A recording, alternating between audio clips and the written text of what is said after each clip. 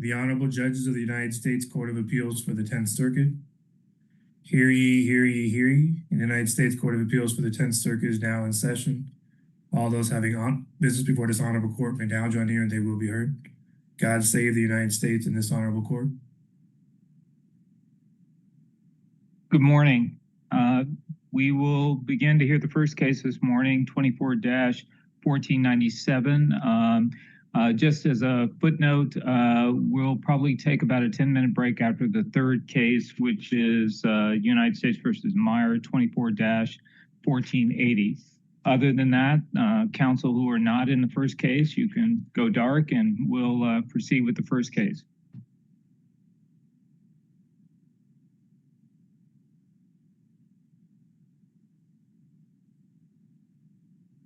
All right. Robert, are you going to go start the clock? Apologize. No, not a problem at all.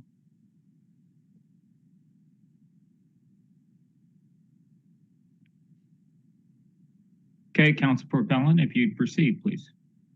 Thank you, Your Honors. May it please the court and my honorable opponent, I'm Blaine Meier, counsel for defendant appellant Jonathan Arvay. The core issue in this appeal is the one I'd like to address, and that's whether the district court's jury instruction on the illegal gambling offense and knowingly instruction related to that were legal error inconsistent with this court's decision in O'Brien, such that it was instructional error that requires reversal of that conviction. Now, in this court's O'Brien case, the court said that the illegal gambling offense is not a specific intent offense, nor is the government required to prove that the defendant knew that the gambling business violated the state law. But the court in O'Brien said that to establish the required mens rea, the government must demonstrate that a defendant knew that his or her act was one of participating in gambling. And at the jury instruction conference, this was an issue of dispute between the court and defense counsel. First, and I want to address this because the government has raised some preservation arguments. During the conference, Arvay's counsel said the following with regard to the elements instruction. My preference would be to have one instruction that has the 18 U.S.C. 1955 and the language from O'Brien that is included in there as the modification. Now, if you look at the defense proposed jury instruction, it includes in the elements instruction that language from O'Brien that I quoted, that the government must demonstrate that a defendant knew that his or her act was one of participation in gambling. The court's element instruction did not include that. Instead, what the court did, and this comes up later in the jury instruction conference, discussing the knowingly component. And what the instruction was that the court gave, and this is page 445 of volume 1 of the record, it modified the last sentence of knowingly to assert that knowledge can be inferred if the defendant was aware of a high probability of the existence of his participation in a business that had the features making it a gambling business, unless the defendant did not actually believe he was participating in a business that had those features. Now, the court indicated that, and this is at page 929 of volume 8, the court indicated that with this modification, it believed that this instruction tracked O'Brien. Defense counsel at that point interjected and said, we disagree that it tracks O'Brien. We think O'Brien requires the exact words of O'Brien, the exact words that were included in defense counsel's proposed instruction. And on your preservation point, Mr. Meier, where exactly did the defense counsel make that last statement? Because when I looked at what the dispute was below, defense counsel wanted the instruction actually to track the pattern instruction of the 10th Circuit, and he wanted, therefore, and that is not what we're talking about now. We're talking about some sort of close adherence to the language of O'Brien. That strikes me as a different thing than what was at issue before the district court. And so where was this language about, I want you to track the specific language of O'Brien? What page are you referring to for that? I'm referring to page 929, where Mr. Bornstein says, we think O'Brien requires the exact words of O'Brien. In my view, that is specific enough to preserve the record, preserve the issue, particularly where defense counsel had earlier said, we believe the instruction needs, the elements instruction needs to have the 1955 language and the O'Brien modification, and that's at page 906 of volume 8. Go ahead. Go ahead. I didn't mean to talk over you. Go ahead. Okay, it's okay. And I think what is clear is the court, the defense counsel raised that it wanted the language from O'Brien in the elements instruction, and that it objected to the modification in the knowingly instruction that didn't use the language from O'Brien. And by language, are you talking about the word participation? Well, I'm talking the exact wording from their instruction, which was the defendant, the government must demonstrate that a defendant knew that his or her act was one of participation in gambling. That's the mens rea requirement from O'Brien. And the government suggests that that is just shorthand for what the statutory terms are. And the statutory terms don't use participation. They list a number of items that would constitute gambling. I mean, to provide a basis for the mens rea.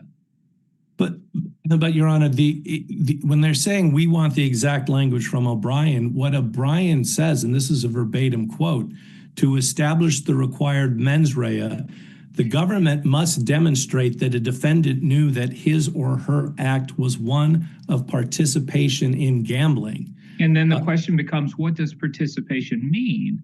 And the statute tells us what participation means. And so if the instruction has the statutory language that equals participation, then what difference does it make? Indeed, if all you had was the word participation, why wouldn't that have been not guided the jury as to what was actually necessary, what knowledge had to run towards or relate to? Well, I think the difference, Your Honor, is between participation in gambling and participating in a business that has the features of a gambling business. And I think it boils down to a question of proof, really, and what the government had to prove.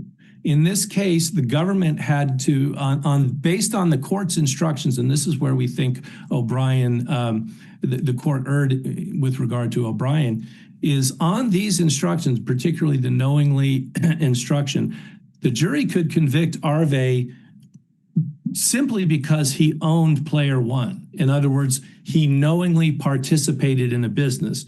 And I would turn the court's attention to Mr. Meier, I hate to interrupt your train of thought, but I want to follow up on what you just said in the context of the preservation issue that the chief is asking about. And let me ask it in this way. The question, I think you're making a very eloquent point that on 906 and 929, counsel was specifically saying, this is what I want. I want you to use the language in O'Brien. From the standpoint of Judge Gallagher, and if we were to appoint you as a judge, isn't it the logical nub of a preservation issue is why? Every defense lawyer wants their proposed language used. Every prosecutor wants their language used. For Judge Gallagher, or if I were to appoint you as Judge Meier, the question is why? And you make a very good argument just now. Well, the actual instruction only required proof that Mr. Arvay knowingly owned player one, and that player one involved features of gambling, but it never showed that he knew that he was owning that he was only investing, controlling a business, an act of gambling. The problem is on 906 and 929, there's nothing to alert Judge Gallagher to not just the language, but the thesis that you're presenting to us. And that's my hesitation on preservation. But if you can talk me out of that, that I just want to share with you what my trepidation is on preservation. Yeah, and I appreciate that, Your Honor. And I don't claim to be as smart or eloquent as Judge Gallagher, who I have eminent respect for. But I think if you look at page 930 of the record, and I think this is where Mr. Bornstein sort of drills down on it, and this is volume 8, where following the court's comment, my record is that we object. The way this instruction has been written, because it makes it not a mens rea of general intent, but makes it a strict liability crime.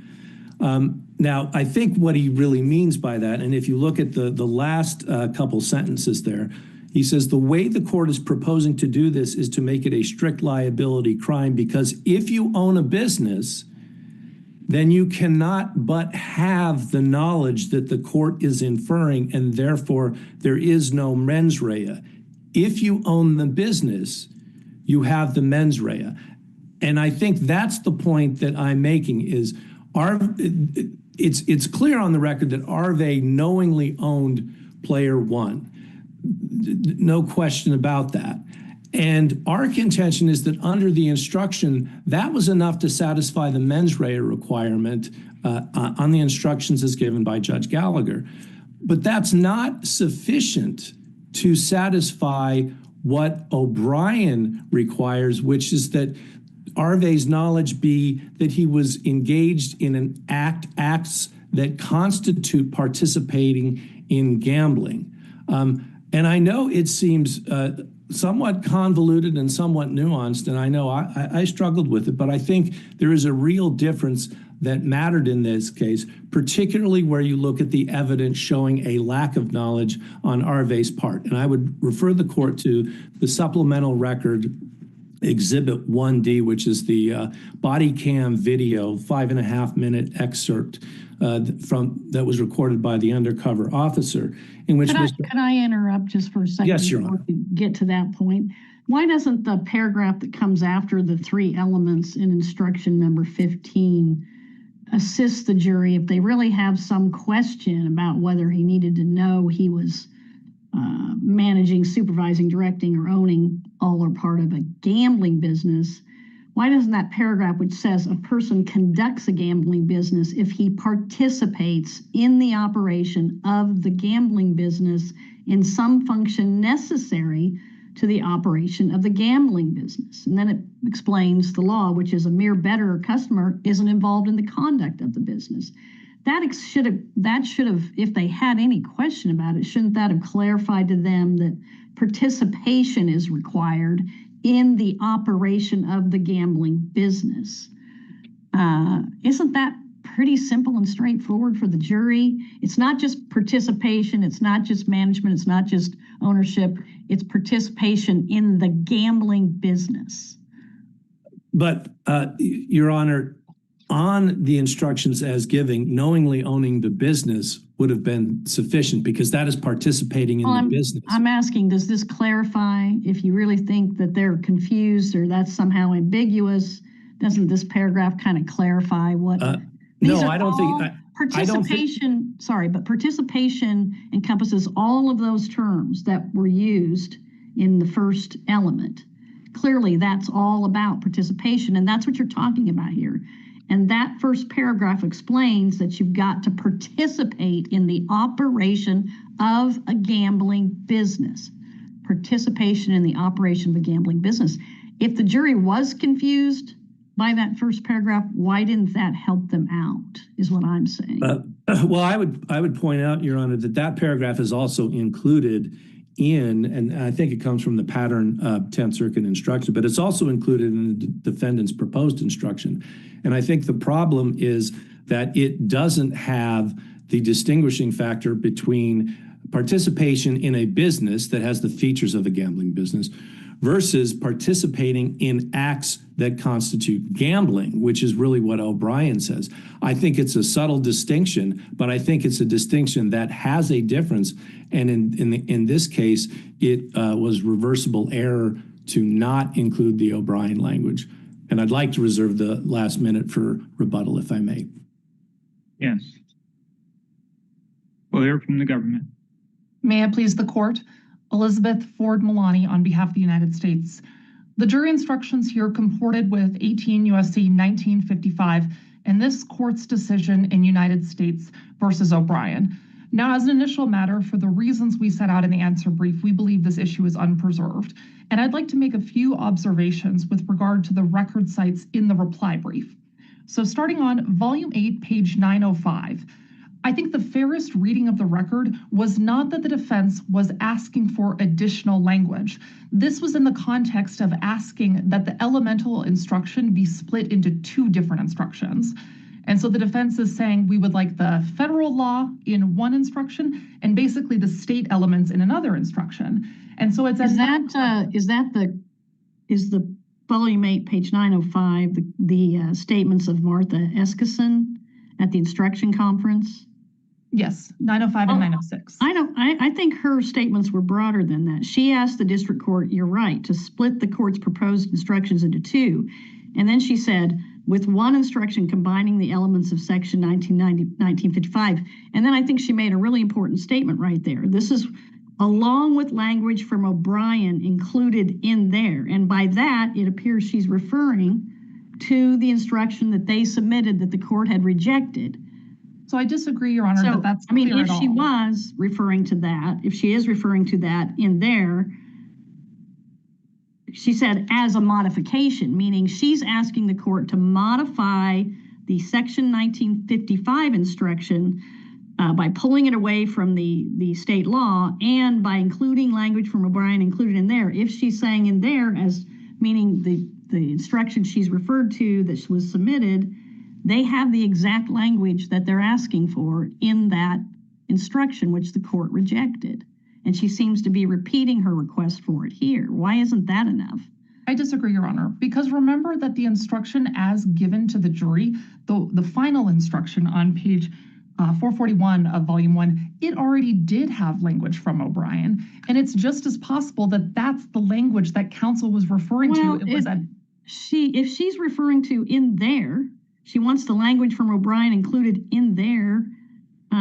She may be saying the language from O'Brien that she included specifically, which they've now repeated. I mean, isn't it ambiguous enough that we could give them at least having made this along with the comments that Borenson made about objecting to the mens rea, strict liability versus general intent? The court understood where they were going. I mean, and what they had proposed specifically, which was this very specific language that they have proposed in their instruction. So, Your Honor, I guess I disagree to the extent that there's any ambiguity in the record. And I do agree that maybe she was referring to that language from O'Brien, but it's just as possible that Ms. Eskison was referring to the language that was already in there. And to the extent that there is ambiguity, I think the fact that the court never said, counsel, I hear your argument about you want that extra line from O'Brien, and this is why I'm excluding it. That never happened. And well, he didn't talk about any of the language. He specifically referred to O'Brien, whether she was referring to this language that they had already suggested or some other language. She was referring to O'Brien, and the court never specifically dealt with that language.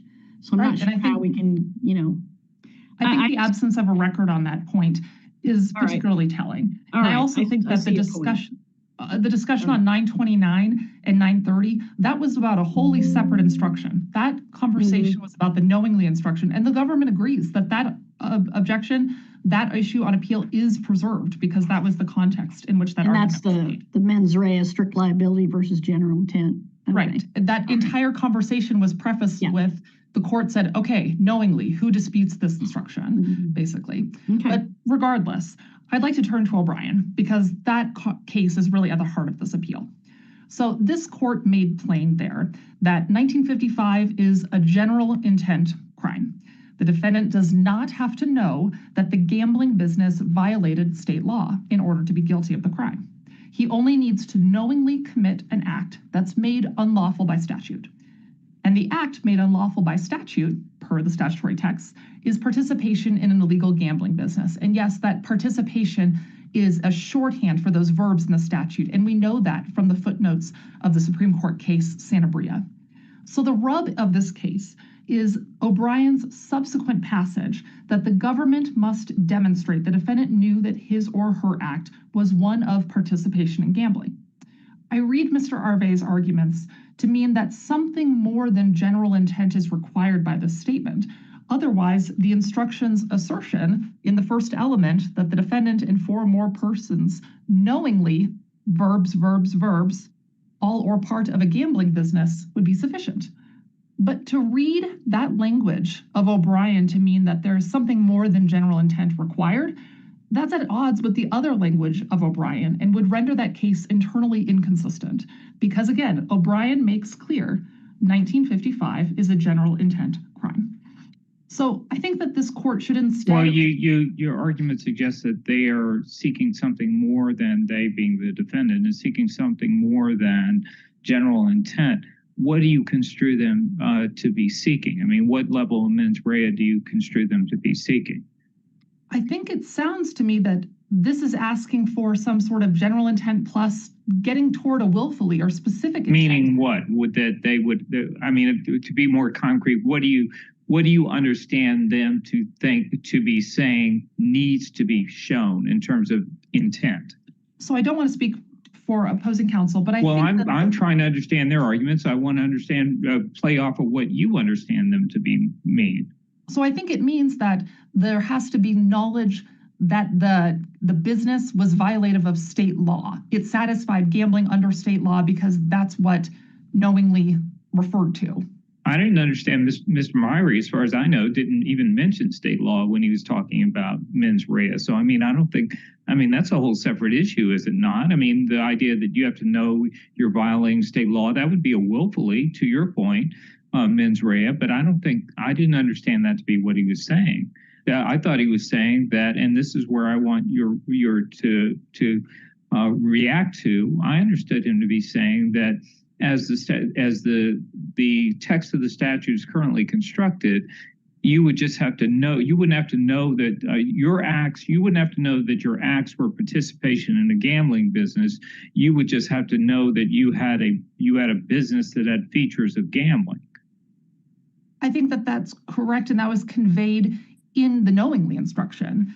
And I think that also the first element— And is that statement enough then under O'Brien that you know that you're engaged in a business that has features of gambling? That adds up to gambling under state law, right? Well, that's enough. I think that is enough. I think that that's what O'Brien tells us. And I think that the reason that O'Brien tells us that, first of all, it's supported by the sufficiency analysis that's in O'Brien. You know, the dispute there wasn't whether or not gambling was occurring at the business. It was, what did the defendant know about those actions? Not what they knew about state law. That wasn't discussed. It was what they knew about the specificity of the types of transactions that were going on at that business. Ms. Pauley, I'm sorry to interrupt you. Don't lose your train of thought, but can I ask you a question about your understanding of how this this instruction intersects with O'Brien? Are you saying that O'Brien would uphold a conviction if the undisputed evidence, say, is that Bob Bacharach owns the Bob Bacharach warehouse? I know it. I specifically purchased the stock for it. And unbeknownst to me, the Bob Bacharach warehouse is a community where there's nothing but blackjack tables. I've never set foot in this place, and I don't know that it's all, whether state law characterizes it as gambling. No human being would do anything but consider it as gambling. Would that suffice under O'Brien? And I assume not. And I assume and as I understand it, that's what Mr. Meier's argument is that the instruction would allow a conviction under that scenario. So no, I agree that that's not permissible. That would not be sufficient evidence under the statute if the defendant did not know the activities that were conducted at the business that they owned.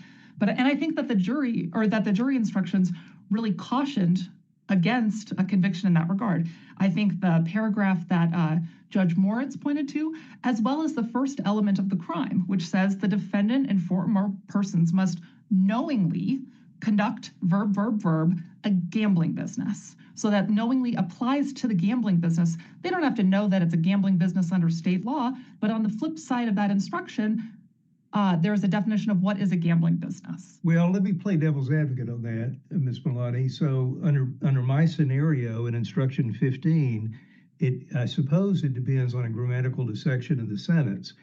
Under my scenario, I did knowingly own all or part of a gambling business. It's the modifier gambling that modifies business. And so I knowingly owned all of that business. It had the features of gambling. I just didn't know that it had the features of gambling. And that seems to be, arguably consistent with the conviction if the jury were to strictly follow jury instruction number 15. I suppose it depends on whether or not the knowingly, the knowing clause modifies gambling or just modifies business. So I don't think that there's been any argument in this case about that knowingly didn't apply to the gambling business. And I think that the fair reading of the instruction is that it did. And lest there be any confusion, again, this court's authority has said that jury instructions don't need to be perfect. They just have to give the jury the ideas that they need to resolve, the issues they need to resolve, and not mislead them. And I think that if there was any reason to be doubtful about whether or not the jury knew its duty here, the knowingly definition, which talked about in when knowledge can be inferred, I think that clarified any dispute about what exactly the defendant needed to know in this case. I think that another reason, because there wasn't really a dispute here that the defendant didn't know what was going on at the business, I think that is one of the reasons why any instructional error, if there even was one, if this issue is even preserved, I think that any imprecision in the language really is harmless, because the defendant's theory wasn't that he didn't know what was going on, and nor was the theory that he couldn't somehow be owning or something of this Player One arcade. It was pretty undisputed that he was very, very involved in this case, in this arcade. And so I think that's another one of the reasons why this court can affirm. I did want to touch on, to the extent that there is any question about the definition of gambling, I read the reply brief to sort of concede that issue, that the jury was correctly instructed on the meaning of gambling as it pertained to this case in the proper Colorado framework. And I also think that for the reasons that we've been having all this discussion about what exactly that second passage in O'Brien meant, it could have misled the jury. So I don't think it was an abuse of discretion for the court to say this language on its own, without this larger context of basically the discussion that we're having right now, would have just confused the jury. So I think that this was wholly within the district court's authority to exclude this language, not to risk confusion. And I think that the jury was properly instructed in this regard. Did they entirely concede on the gambling instruction? I mean, they spoke in the reply brief. There was a reference to the fact that we understand that game of skill does not apply in the context of simulated gambling. But then there was some somewhat cryptic reference to the idea that perhaps game of skill, by virtue of the pattern instruction language, would still suggest a game of by virtue of the pattern instruction, there would be a suggestion that game of skill could still apply in this context. So I'm not sure there was an entire concession on that. Right. And so how I read that language in the footnote of the reply brief was that under the definition of gambling, as the jury was instructed in this case, there are a couple different ways that definition can be satisfied. It's risking money based on lot. That's one way. Chance, that's another way. The operation of a gambling device, that's a third way. Or the happening or outcome of an event, including a sports event over which the person has no control. So I suppose that the jury was instructed in that regard that they could find that that's what gambling, under that theory, if that's what they found, that gambling could be satisfied with that definition, but that's not the only definition that was applicable here. If there are no further questions, I think the jury was correctly instructed to the extent that this court reaches the question at all, and any error was harmless regardless, and we'd ask for this court to affirm. Okay, thank you. Mr. Meier, what did you mean by footnote 3 in the reply brief? I mean, are you conceding on the gambling instruction, or what are you saying there? Your Honor, we're conceding on the gambling instruction that it was based that the exception for games of skill is not in the 1810.5 version. That's clear, and the government is correct on that point. What I'm not conceding is that a game of skill is gambling, or that something that is a game of skill is necessarily gambling. There was some notion in the record that these couldn't be games of skill. The government didn't bring in an expert to testify these were merely games of chance. And I see my time has expired. No, and I want to follow up. So you're saying that there was no statutory exemption, but it's still Correct. The case that, a game of skill would not be gambling. A game of skill. The jury could have found that a game of skill was not gambling for purposes of this statute. Correct, based on the patterned Colorado jury instructions. But you don't have a distinct, but you're withdrawing your separate challenge to the instruction about. Correct. That is correct, Your Honor. Yes. Okay. Yes, I know it's quite confusing, this. Okay, any other questions for Mr. Meier? No, thank All right, you. thank you, counsel. Case is submitted. Okay, thank you, Your Honors. Thank you.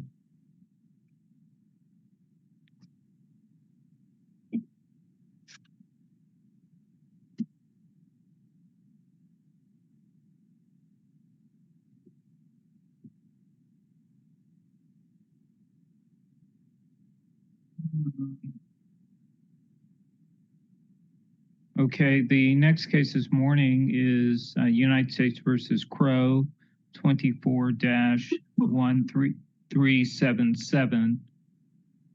Counsel for appellant, if you would make your appearance and proceed. May it please the court. My name is Howard Pincus from the Federal Public Defender, and I represent Mitchell Crow.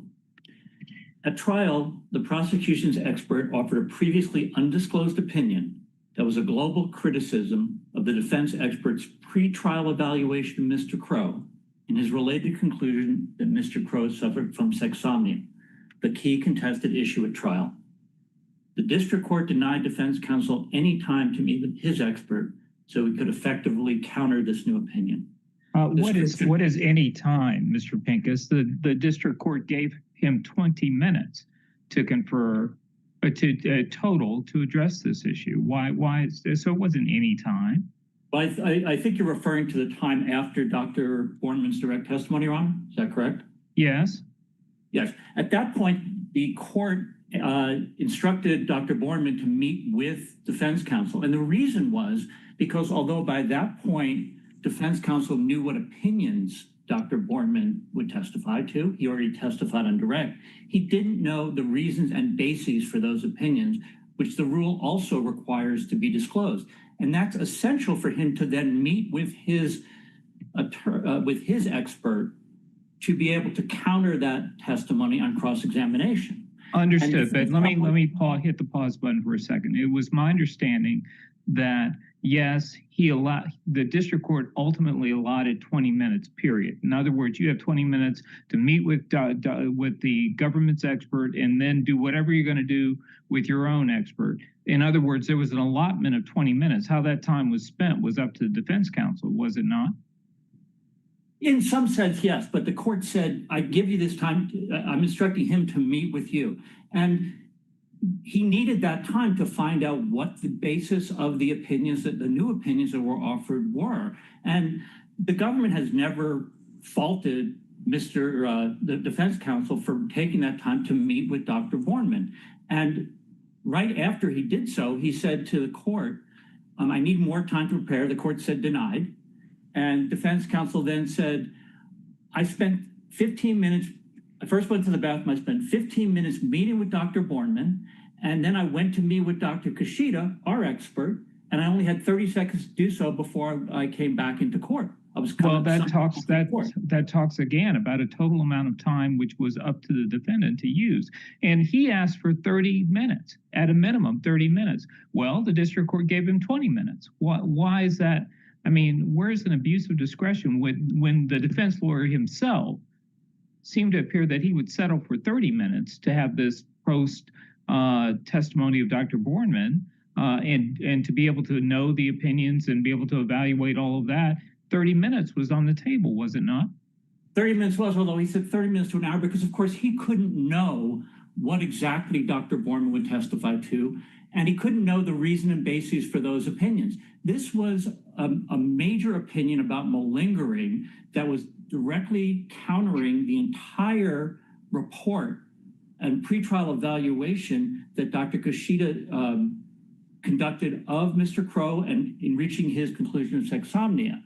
So this was something that should have been disclosed before trial. It's disclosed at trial. Defense counsel says, look, there's a lot here. I need at least 30 minutes to an hour.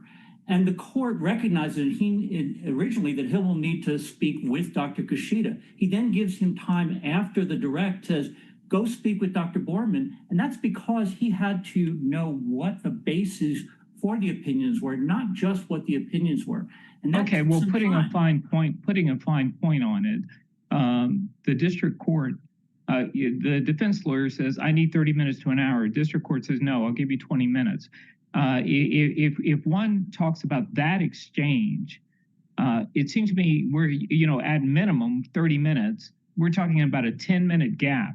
Where does an abuse of discretion come in that? And let me amplify that a little bit.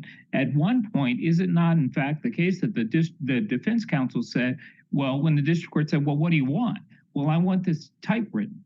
Well, okay, so, I mean, why wasn't this a moving target as to what the defense lawyer actually wanted?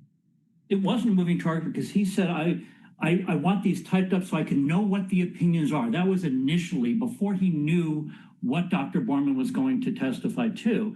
And even the government said in introducing the topic that these are more than he could encapsulate in just a quick summary. And so he gets these notes and he says, these are just notes, Your Honor. These are not opinions, and I cannot be expected to infer opinions from these notes. It was critical for him to know what Dr. Bornman would testify to and the basis for them, his opinions, so that he could then meet with Dr. Kushida. I mean, this is a case that had been going on for years. The sexsomnia was the key issue at trial. The expert testimony was the major part of a week-long trial, and the government introduces new opinions that were directly responsive to the defense report and should have been introduced before trial. Defense counsel is only asking for the time to meet with Dr. Kushida. I'm sorry, Mr. Pincus, I didn't mean to cut you off, but I want to ask you, I want to drill down on a couple of times that you mentioned that this was the government expert pushing back on information that was key in Dr. Kushida's report. And I'll just tell you sort of what my trepidation is before we get to the issue that the chief is asking you about, and that is whether or not there was ever a violation of Rule 16C1 in the first place, whether there was a duty to disclose.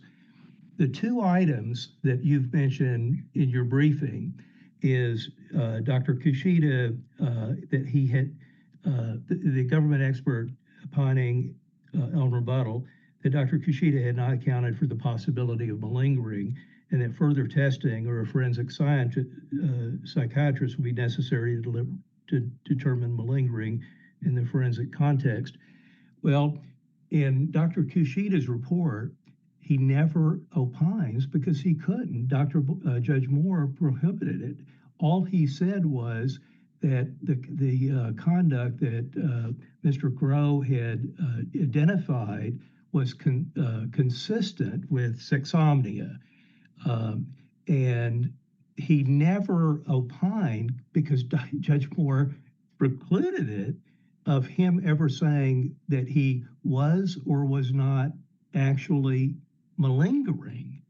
And so you have this argument, and I follow it, that, well, there's cross-examination about this is a large secondary gain because he's going to face the potential of acquittal. And then on rebuttal, understandably, counsel is going, or then defense counsel is going to do what defense counsel does, and that is to say, well, but you didn't find any malingering. But all of that, for whatever reason, I'm not faulting it, but none of that was in Dr. Kishida's report. And so all Rule 16C1GI requires is that the government, in identifying the pretrial disclosure for rebuttal testimony, is rebuttal testimony that the defendant has timely disclosed under B1C. Dr. Kishida's report never has an opinion one way or the other on whether there was actual malingering or the necessity of testing or how one determines malingering. He never opined about malingering. So I have a question about whether there was an antecedent violation of Rule 16C1GI before we get into the issue that Chief Judge Holmes is inquiring about. Well, first of all, what Judge Moore, what District Court wanted to avoid was commenting on the credibility of witnesses on the stand. Sure. And he was very clear about that. And that's why he said to defense counsel, you asked him whether when he was, when you interviewed him, was he malingering? That question was okay. So that's not a problem. In terms of the report itself, Dr. Kishida is saying I've concluded that his actions are consistent with sexomnia. A ready counter to that testimony, to that opinion, is that Dr. Kishida didn't account for the possibility that Mr. Crow was malingering. And in fact, malingering is in Dr. Borman's report. It's just in a process stage of the report. Yeah, but that's my point, Mr. Pincus, and I don't mean to argue with you, but I do want to elucidate my question. So what I'm thinking, and correct me, because disabuse me of this, is Dr. Borman discloses more than he needed to, because he really didn't, under 16C1GI, he didn't need to disclose even that, but he did. But no, his opinion on malingering that's introduced at trial is a counter to the opinion of Dr. Kishida that the actions of Mr. Crow were consistent with sexomnia. It was an overall global criticism of how Dr. Kishida conducted his pretrial evaluation and reached his conclusion. That is a counter to testimony, to the expected testimony of the defense expert. That's why it needed to be disclosed. He can't just hide the malingering aspect and introduce it at trial. And we know that's what happened because the prosecution on cross-examination of Dr. Kishida raised secondary gain, which everybody recognized and is recognized in Dr. Borman's report is a hallmark of malingering. So they're saying, you didn't account for this, and then defense counsel makes explicit that we're talking about malingering, and then the government says, well, that's why we get to introduce that. That's wrong. Let me hit the pause button for a second. Aren't there two? And Judge Moritz, did you have something? I had some, but I kind of forgot what it was now. Yeah. Okay. Sorry. On Rule 16, aren't there two different discrete disclosure obligations? The one that I inferred that you were making, that based upon the report, there was an obligation to do some sort of disclosure. And two, there's the question of what was a supplemental disclosure obligation of the government at the time Dr. Kishida testified. Am I following that correctly?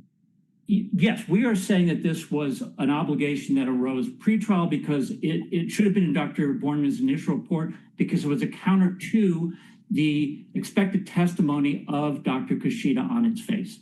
So you're not focusing go ahead, Judge Moritz. Well, I just want to verify what you're saying is that he should have disclosed it sooner because Kishida's report, at least in the process stages, discussed malingering sufficiently that any opinion that the government's expert had about malingering should have been in its report or supplemented. Is that what you're saying? It's actually Borman's report that has in a process section malingering. Okay, Our I'm point sorry. is that it's the So he evaluation. did address it.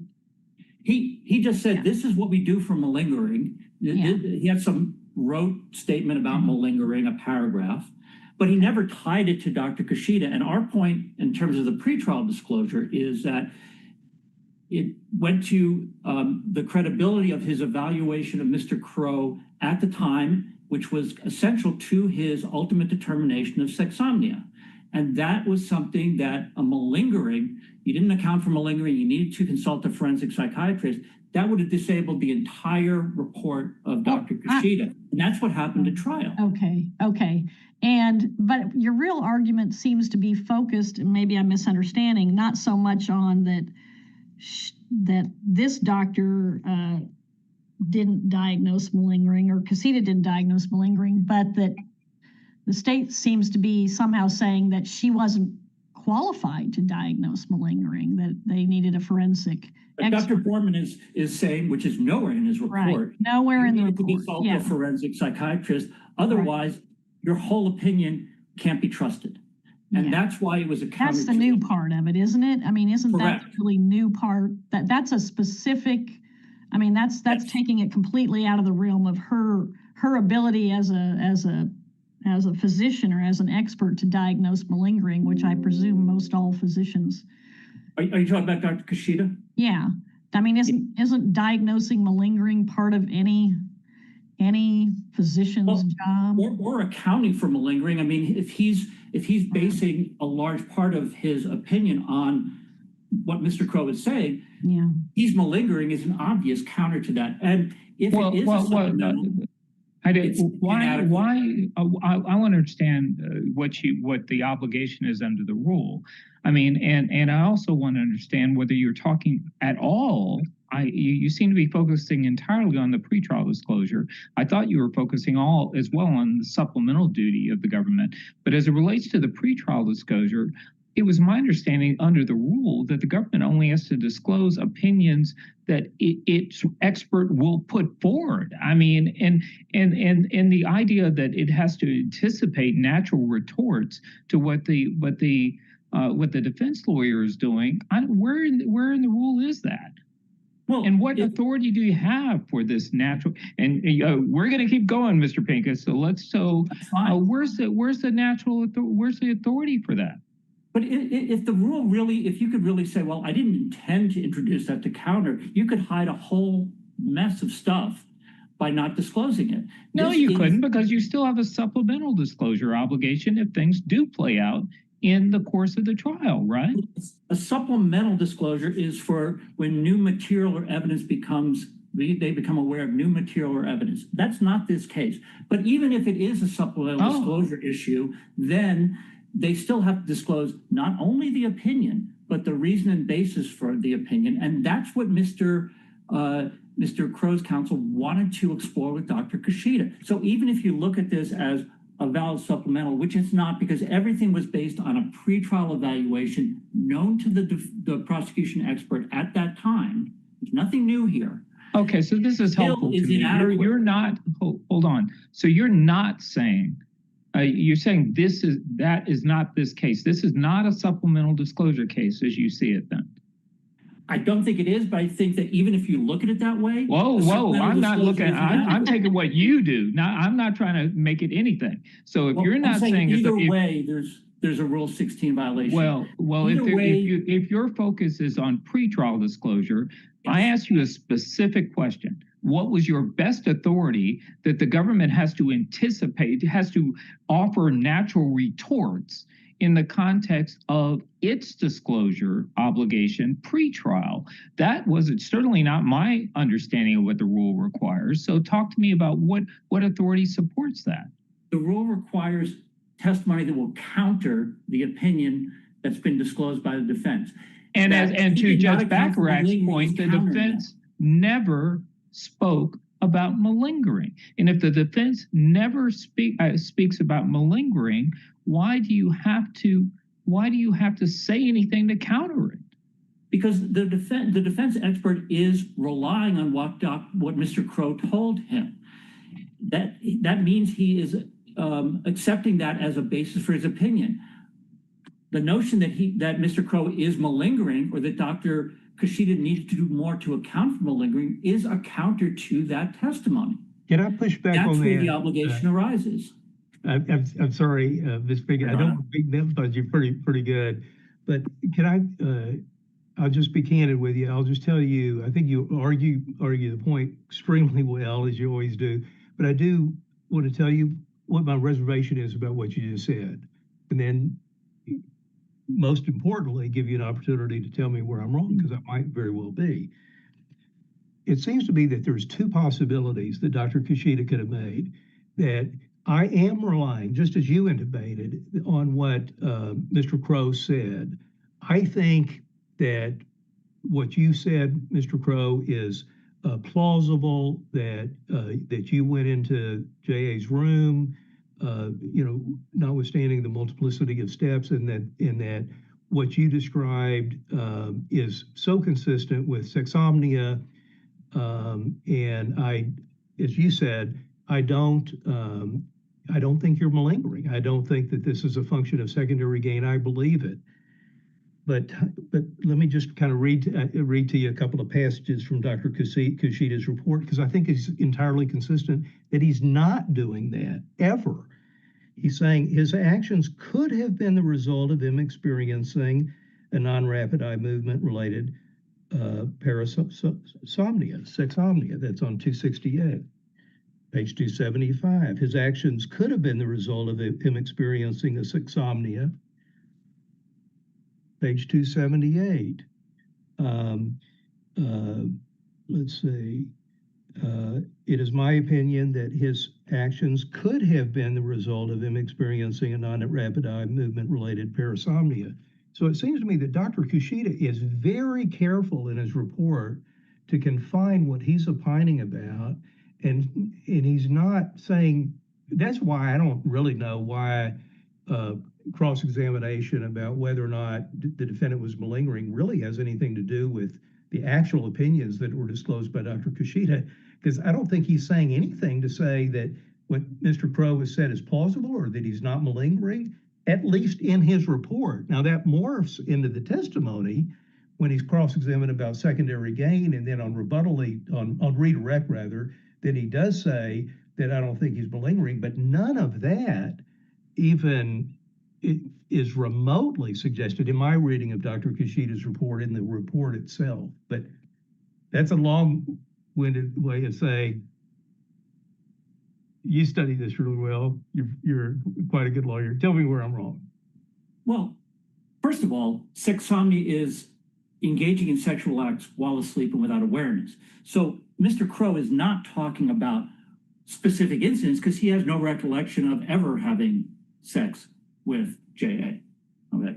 The part that Dr. Kushida is relying on is all his reports of his sleep history, his family history, other times when he has had sex unknowingly with bed partners, all of that history, and that is used by Dr. Kushida to reach the ultimate conclusion of sexsomnia.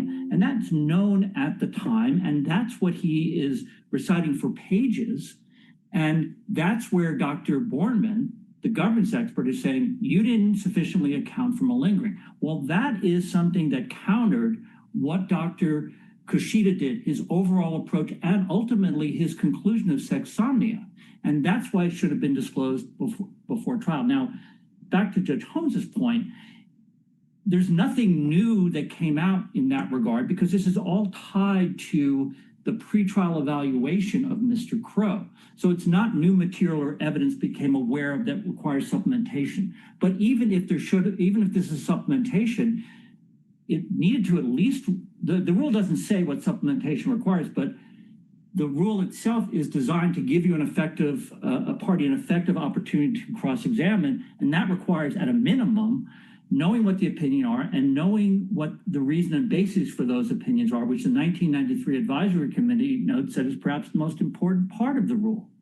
So even if this is a supplementation, the district court should have given Mr. Crow time to meet his counsel, time to meet with Dr. Kushida. Once he learned from Dr. Borman, which he did on meeting with him, the reasons and bases for those opinions. And that is the flaw here.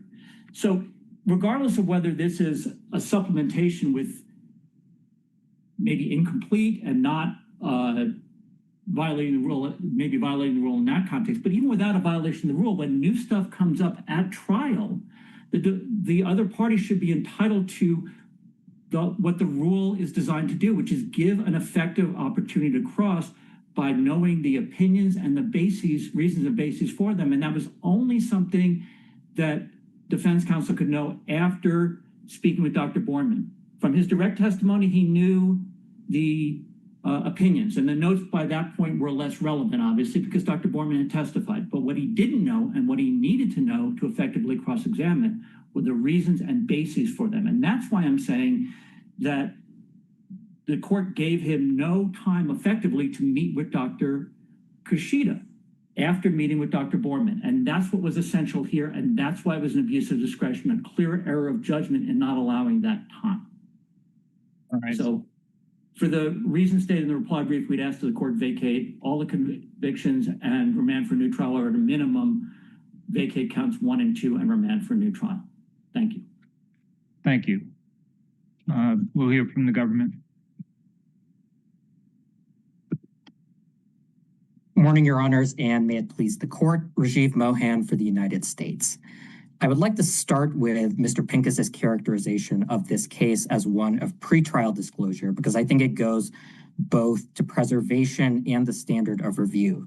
And that's because I don't think there was any argument below that this malingering opinion should have been raised before trial. Indeed, I don't think there was much, if at all, discussion of this malingering opinion, period. And I would direct the court to volume 5, page 707 of the record, where Judge Moore asked counsel point blank, what has Dr. Borman said that was new, that you couldn't have anticipated? And counsel did not express this malingering opinion. And I think that shows both a lack of preservation and a lack of an abuse of discretion, because the district court could not have abused its discretion based on information that was never presented to it. Well, can I push back on a challenge predicated on preservation? The prosecutor before lunch, says we have a disclosure issue. The prosecutor seems to be assuming that there was a violation of Rule 16. He proffers the handwritten notes of Dr. Borman as a solution. Judge Moore never questions whether or not there was an antecedent violation of Rule 16 itself, or the pretrial disclosure. All he is focusing on, understandably, is, well, what do we do? Here we are. I don't want the jury to continue to wait. And so this is not, and I don't even think in your briefing, you have argued, on your appellate briefing, you've argued, denied that there was an antecedent violation of Rule 16 in the pretrial disclosure. You argue that it satisfied Rule 16C as a supplemental disclosure.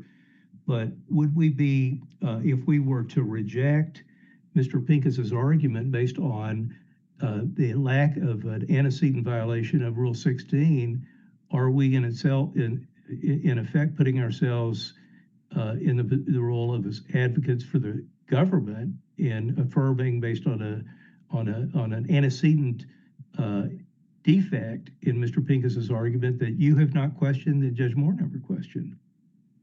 So a few responses, Your Honor. First, I don't think the prosecutor below conceded an error. I think to raise a disclosure issue is not the same thing as conceding a disclosure error. And to that point, I would note that when counsel objected to Dr. Borman's testimony on direct examination about malingering, Judge Moore overruled that objection. So I think that the fair reading of that is that Judge Moore did not find a Rule 16 violation. As to our position, let me try and clarify it a little bit. We do not think there was a obligation to disclose this malingering opinion before trial, and that therefore it was a valid supplemental disclosure under Rule 16C. And the reason why is I go back to what was discussed with Mr. Pincus about how the rule talks about testimony to counter testimony that the defendant has timely disclosed. And I'd like to expand on. Sorry, I just want to, something that the judge kept focusing on, to me, Judge Moore's biggest concern didn't seem to be at all about whether there'd been a disclosure violation. He just really didn't care what the argument was. His point was, you basically brought this on yourself, the parties, by agreeing to allow your experts, to be present when the other expert was testifying. You didn't sequester them. So he said more than once, too bad for you all. This was a decision you made. You could have predicted this would happen. To me, the judge didn't pay any attention to the disclosure issue. He just refused to. And that's problematic to me, because I noticed too that the prosecutor never seemed to suggest that there had been a proper disclosure, and in fact seemed very concerned about getting these notes and getting them to him and getting him a little bit of time to respond or prepare. So I do think Judge Moore appropriately considered that this was foreseeable given the trial process that the parties had agreed to. Why is that a consideration? If the defendant's alleging a disclosure violation, why does it matter whether this was reasonably foreseeable, which seemed to be the judge's main focus? Why not just look at all the facts that we've been talking about here and determine whether there was a disclosure violation, which the judge never did, despite the defense counsel begging him basically to help.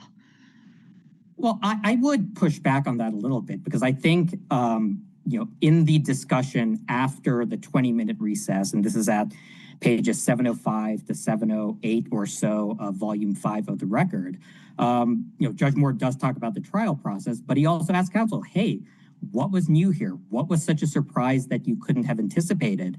And counsel does not mention this malingering opinion, and that's even when Judge Moore gives him a final opportunity to make whatever record he wanted. And I think in that context, Judge Moore appropriately thought that no more time was needed. I would like to go back to this question of a Rule 16 violation and expand on it a little bit in terms of what testimony Mr. Crow timely disclosed with respect to Dr. Kushida. And I think that if you look at what Mr. Crow elicited from Dr. Kushida on redirect, and this is pages 600 to 602 or so of volume 5, it went beyond what I think could be reasonably inferred from the pretrial disclosure, because you have not only an opinion that Dr. Kushida did not think Mr. Crow was malingering, but also testimony in support of that based on Dr. Kushida's experience assessing patients and how adept he was at sussing out malingering.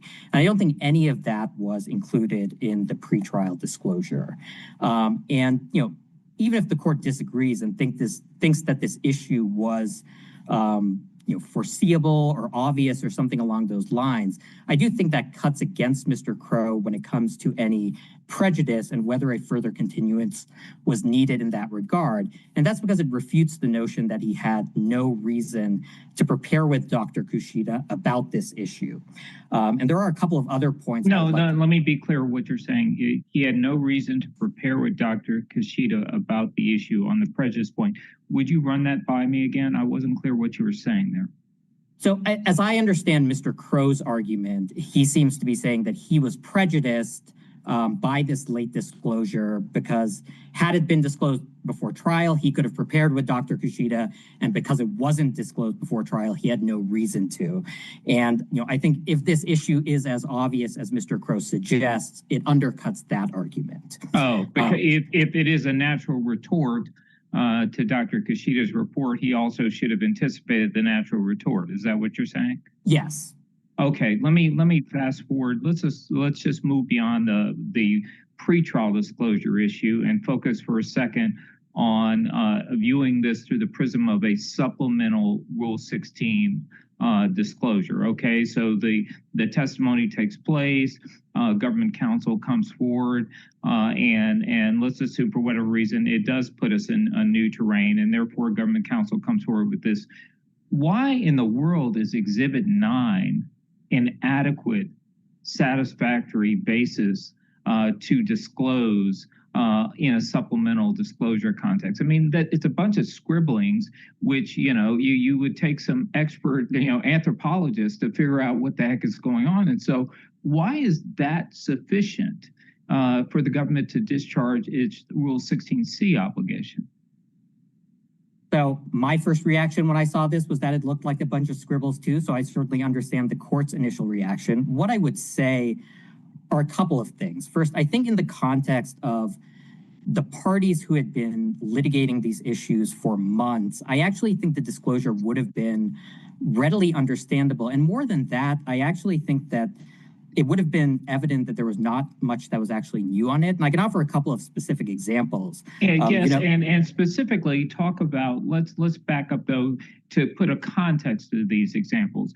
Do you agree with the defendant, Mr. Pincus, in this context, that the obligation under 16C is to give the opinions and the rationale for the opinions, not just topics, but the opinions and the rationale for the opinions? Do you agree with that? I think I do agree with that. I don't think it necessarily has to take the same form as a pretrial Rule 16 disclosure.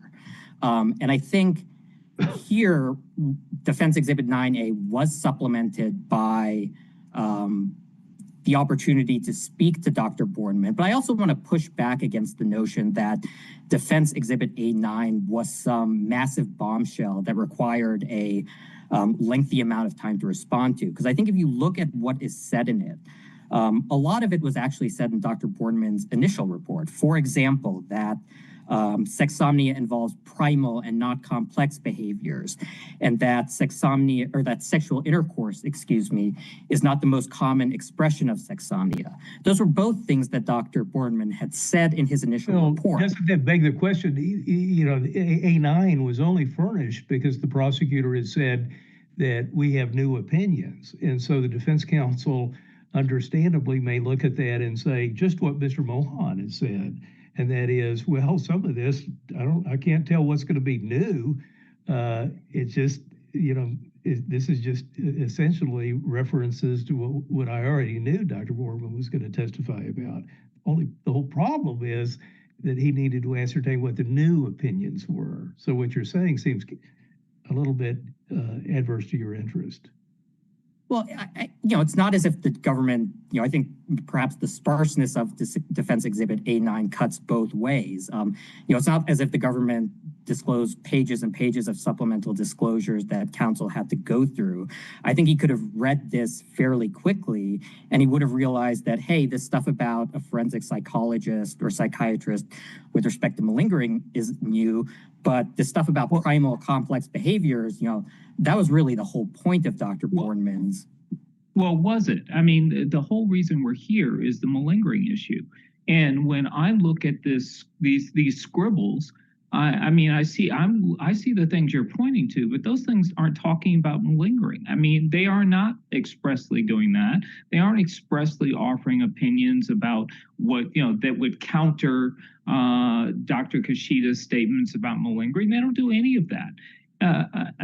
So let's assume, and we have a little more time to talk about it, but let's assume for the moment there is a supplemental Rule 16C violation here. Focus me on whether the district court did enough to remedy that violation, and what's your best argument there? So a few points. First of all, I think that even to this day, Mr. Crow has not suggested even a general line of questioning that he would have pursued with additional consultation.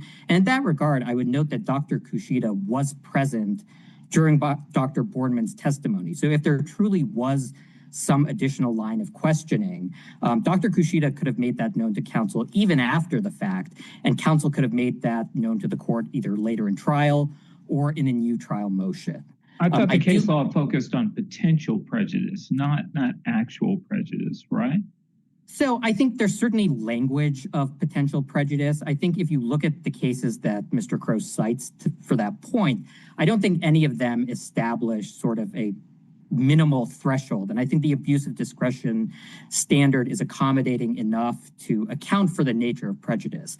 I would also note, if you look at those cases, I think they involve much more significant disclosure violations, most often the disclosure of a brand new witness on the eve of trial or in the middle of trial, and much more specific claims of prejudice. I mean, I point to United States versus Adams as an example, where you had a late disclosure of a defense mental health expert, and that deprived the government of the opportunity to conduct an independent examination. I don't think we have even sort of a general sense of what additional cross-examination would have entailed. And I think that's unsurprising because both experts sort of said their piece on malingering. They disagreed, and that was that. So I think those... but, just to push back on that a little bit and tell me why I'm looking at this too simplistically, how in the world would defense counsel be able to do that? I mean, you're sure not going to give permission to Mr. Pincus to call Dr. Borman and then ask the questions that he wasn't able to do in the 30 seconds that he had, to speak with Dr. Kushida. And so what, so then he can, now talk to Dr. Kushida, and then what is he going to do? Say, well, I could have asked these questions of Dr. Borman. Well, I'm sorry. Go ahead. You need to answer his question. And I see my time is up, if I may answer the question. You bet. I think that counsel could have made a record, and we might have a different analysis of the abuse of discretion here. And I would also note that there was this other member of the defense team who could have consulted with Dr. Kushida, and I think that's another indication that there was no prejudice here. Could you just briefly address your harmless error argument? It seems to me that the jury's verdict here, acquitting on 2 counts, I believe, and convicting on the other, indicates that it really was about the battle of experts and what they believed in terms of sexsomnia and what each expert said the characteristics or attributes of it were. I mean, it seems that it'd be a little hard to say this was harmless since this was all about the expert's testimony.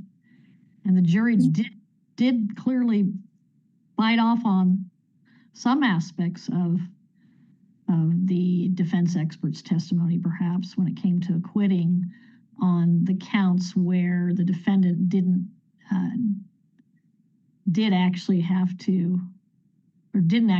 do many acts, I guess, in terms of they were in the same room together to start, that type of thing. Does that Sure, make and I want to be... Sorry. Yes. Long and I want to be careful about how I frame the harmlessness question, because Mr. Crow has not challenged the admission of Dr. Borman's malingering opinion on appeal. So I think the question is not whether that opinion was harmless or prejudicial, but rather whether the denial of more time was harmless or prejudicial. And, I think there are a number of reasons why that wasn't the case.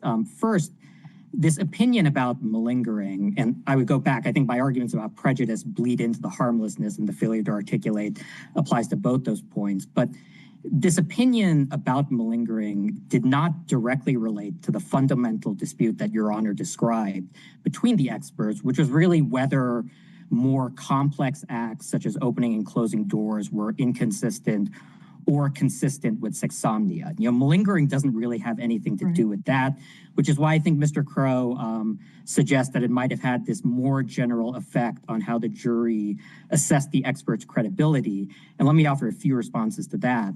First, I think the jury heard a large volume of unchallenged expert testimony. And so I think the volume of that testimony reduces the impact of any additional cross-examination on this point. I would also note that Dr. Kushida defended his assessment of malingering, so it's not as if this opinion went wholly uncontested. And while the government certainly attacked Dr. Kushida for any number of things, it did not bring up Dr. Bornman's malingering opinion in either closing or rebuttal. Thank you. On what I thought you were going to say, and you did not, is that somehow or other prejudice was reduced by the fact that that we heard from the defendant on the stand in terms of what his view was, and that Dr. Bornman was impeached, was in effect undercutting the line of testimony of the defendant. I thought that was a view of your brief, right? That's right. I mean, I guess I would put it like this. I think there were two big disputes between the experts. One is sort of whose story did you credit, Mr. Crow or J.A.? Frankly, I think that was not the proper subject of expert testimony to begin with, and that the jury made that determination, resolved that dispute by reference to the testimony of both the victim and Mr. Crow. I think the other dispute is this question about complex versus primitive actions, and that has nothing to do with malingering. And so I think wasn't there a dispute about, well, I thought that Dr. Bornman's testimony in part went to whether Dr. Kushida was qualified to make a malingering determination. And to the extent that Dr. Bornman undercut Dr. Kushida's view that there was no malingering, wouldn't the idea then be planted in the jury's mind that in fact he may have been malingering, and hence the complex acts would have been the ones that would fall if anything fell? Well, I think that if that seed was planted in the jury's mind, it would have resolved any question about malingering by listening to Mr. Crow and listening to the victim. And I think in this regard, it's perhaps worth noting that while the pretrial opinions were framed very much in terms of specific opinions about this case, I think the district court forced both experts into more hypotheticals at trial. So what the jury heard was, were these actions consistent with sexsomnia? Were these types of actions consistent with sexsomnia? And I think that undercuts any prejudicial effect with respect to the specific facts of this case. Anything else from my colleagues? I don't have anything for the ability, but if it's permissible, I have one question for Mr. Pincus. It's always permissible. All right. Thank you, counsel for the government. Mr. Pincus, you're up again. Sorry. Just to respond to the question, or? To respond to the question, I think there was sufficient additional time offered. So please respond to Judge Bachrach's question. So I don't want to belabor this, but I did want to ask you, since there has been quite a bit of discussion about Rule 16C, and I'll just tell you the way I read 16C, and you just tell me if I'm wrong. A party who discovers additional evidence or material before or during trial must promptly disclose its existence to the other party or the court if, number one, the evidence or material is subject to discovery or inspection under this rule. And so the way I have always understood Rule 16C1, and I'm guilty of a lot of misinterpreting of rules and statutes, but I had thought that this isn't really kind of a standalone, if something new comes up during trial, then you have to supplement it. It's this language, if it is subject to discovery or inspection under this rule. And Rule 16, to me, the operative language is Rule 16C1GI. And so if there is additional information that comes up that is discoverable under Rule 16C1GI that the prosecutor didn't know about at the time that he furnished Dr. Borman's report, came up during the trial, then he would need to disclose it. But I don't understand, if my reading of 16C1 is correct, why the prosecutor would need to disclose these additional bases for the opinion of Dr. Borman if they weren't discoverable pretrial, because they weren't responsive to Dr. Kushida's information that was timely disclosed under 16C B1C. Do you follow my question? So my question is, if it wasn't initially discoverable under 16C1GI, how could it be discoverable under 16C1? Well, I mean, 16 C, the GI portion is talking about testimony that goes to counter what was disclosed by the defense. So this is certainly countering Dr. Kushida's testimony, and it's the government who's been arguing this is something that this was just a supplemental notice. I think the advisory committee notes do talk about how additional opinions of an expert, but I would focus on the part about where additional evidence or material arises at trial that requires a supplementation. I don't think that happened here. Again, even if it should have been a Rule 16C disclosure, it's inadequate because these notes, as Judge Holmes was pointing out, are just scribbles. And the government is the one saying that this wasn't all the defense had. They had the opportunity to meet with Dr. Borman, and that's precisely our point. Defense counsel needed to do that, and only then could defense counsel meet with Dr. Kushida to be able to counter this new opinion. Thank you so much. So we ask the court to reverse. Okay, I didn't talk over you. Thank you, counsel, and thank you, Chief, for indulging. All right. Thank you, counsel, for your fine arguments. Case is submitted.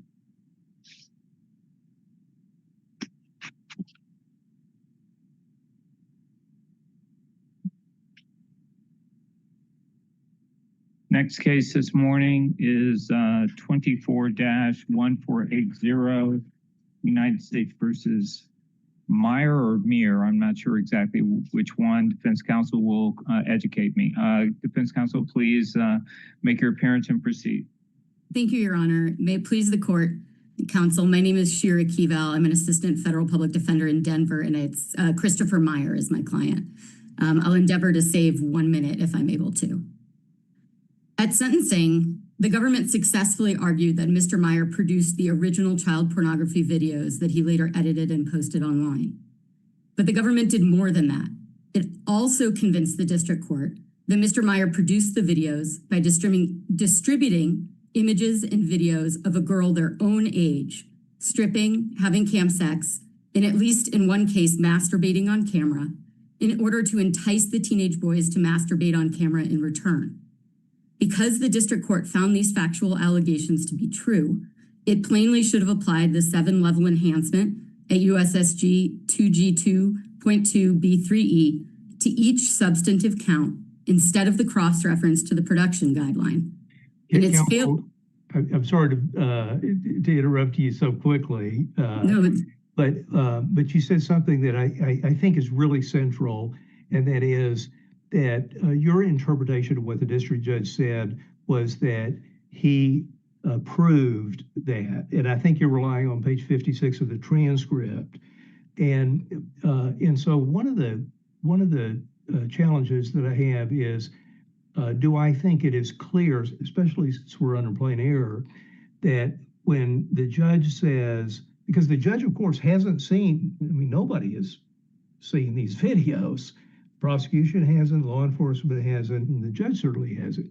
And so I can interpret, I don't have page 56 in front of me, but my memory is that the judge says, well, the accounts by the boys and the accounts by Mr. Meier are all consistent with the fact that that the boys had been furnished either a video or a picture of girls.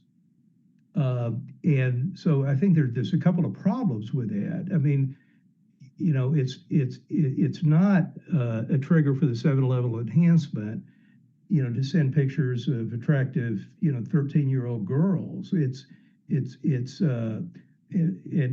really not even a trigger if they were nude or in a state of undress. It's pretty specific. You know, they have to either be masturbating or lasciviously exposing their genitalia.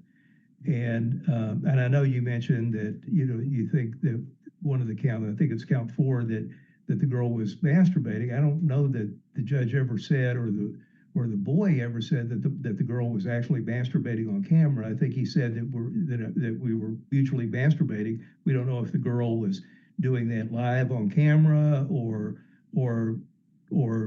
simulating it, talking about it through a black screen. So, but any event, the key question that I'm trying to ask is on 56. Does your argument all stem that we have to embrace your interpretation of page 56 as a specific judicial finding that these that Mr. Meier had distributed these at least one under relevant conduct of these girls that had lasciviously exposed their genitalia or were actively engaging in the act of masturbation in order to find plain error? Your Honor, I think that that's an important factual finding, but I also think that my argument depends on at least one more factual finding, or at least an explanation of the factual findings. And I recognize that it's a bit of a complex argument, if you could bear with me. Sure. On page 57, the district goes on to say the court will also incorporate into its findings the factual statements as set forth in the pre-sentence investigation report and in the government's briefing on this issue. So I think that if the district court had not made that final statement, I'd be in a much, much worse position, but it does. So, what happened below is there was, everyone agreed what the evidence was, but there was a disagreement. Does the PSR make the specific finding that Judge Bacharach is talking about? I don't recall it doing so. And No, as he Your Honor. points, all right, then referencing the PSR is not going to solve the problem, is it?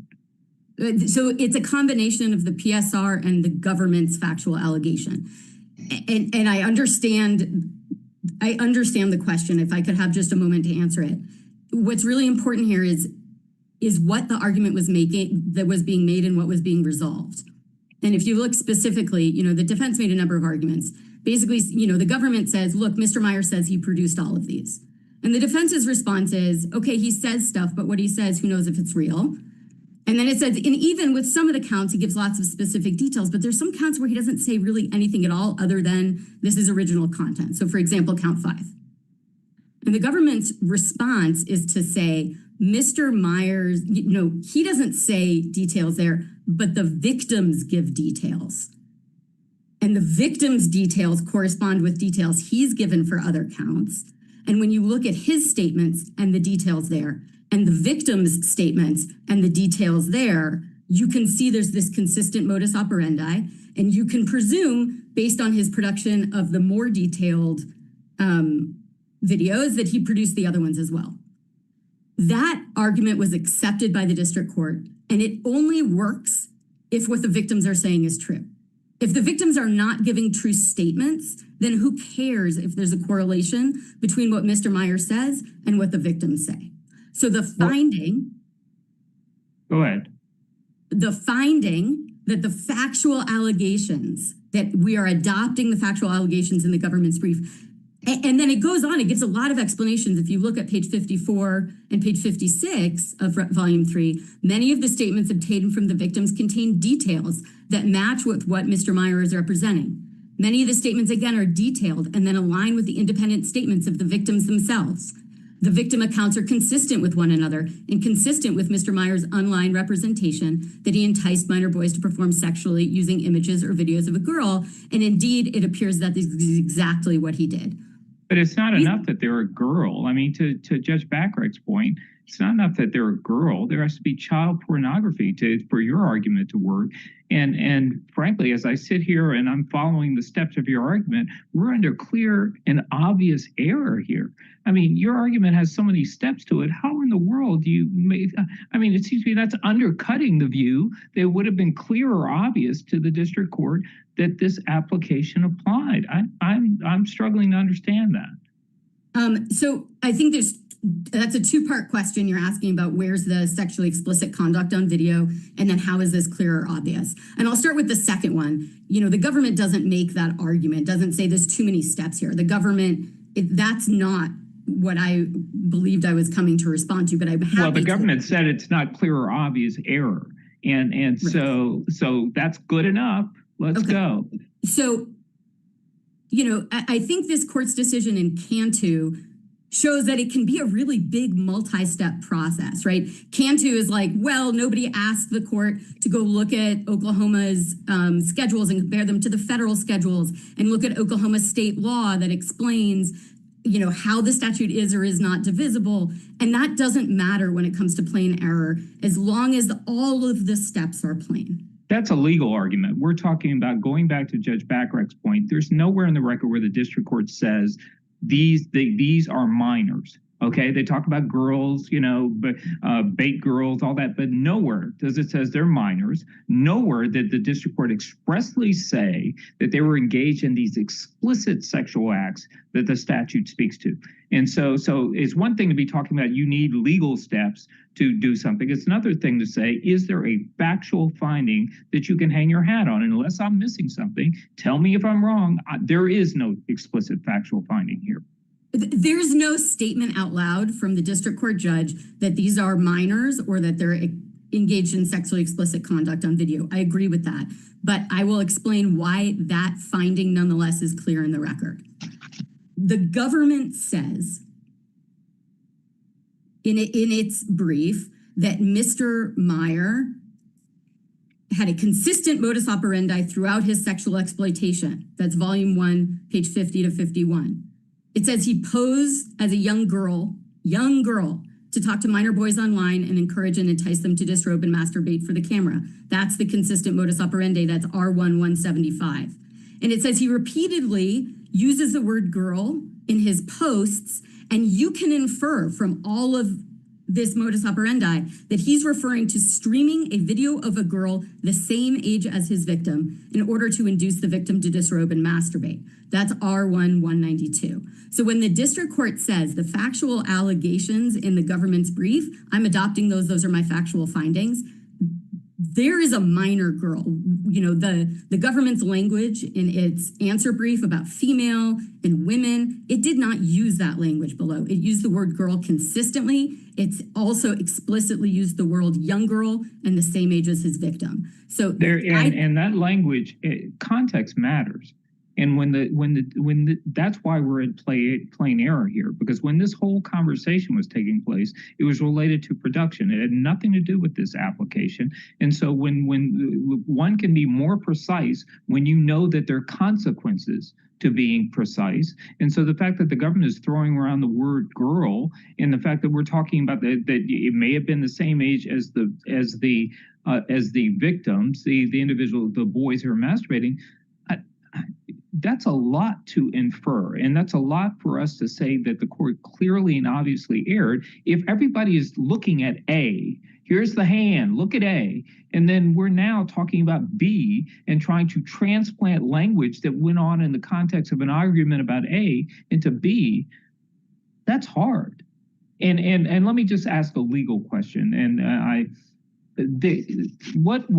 after the Supreme Court in its Davis case said that you could have factual disputes as it relates to plain error, which our case law had for a long time held that was not true. Okay, well, since then, are you aware of any case by us where we've interpreted what that plain error standard looks like post-Davis? And Your Honor, I want to make clear, I am not making a plain factual error argument. A plain factual error argument would be an argument that the evidence compelled a certain finding. Plainly compelled a finding. I'm saying the finding happened. And because the finding happened, there was plain legal error in a failure to apply the enhancement.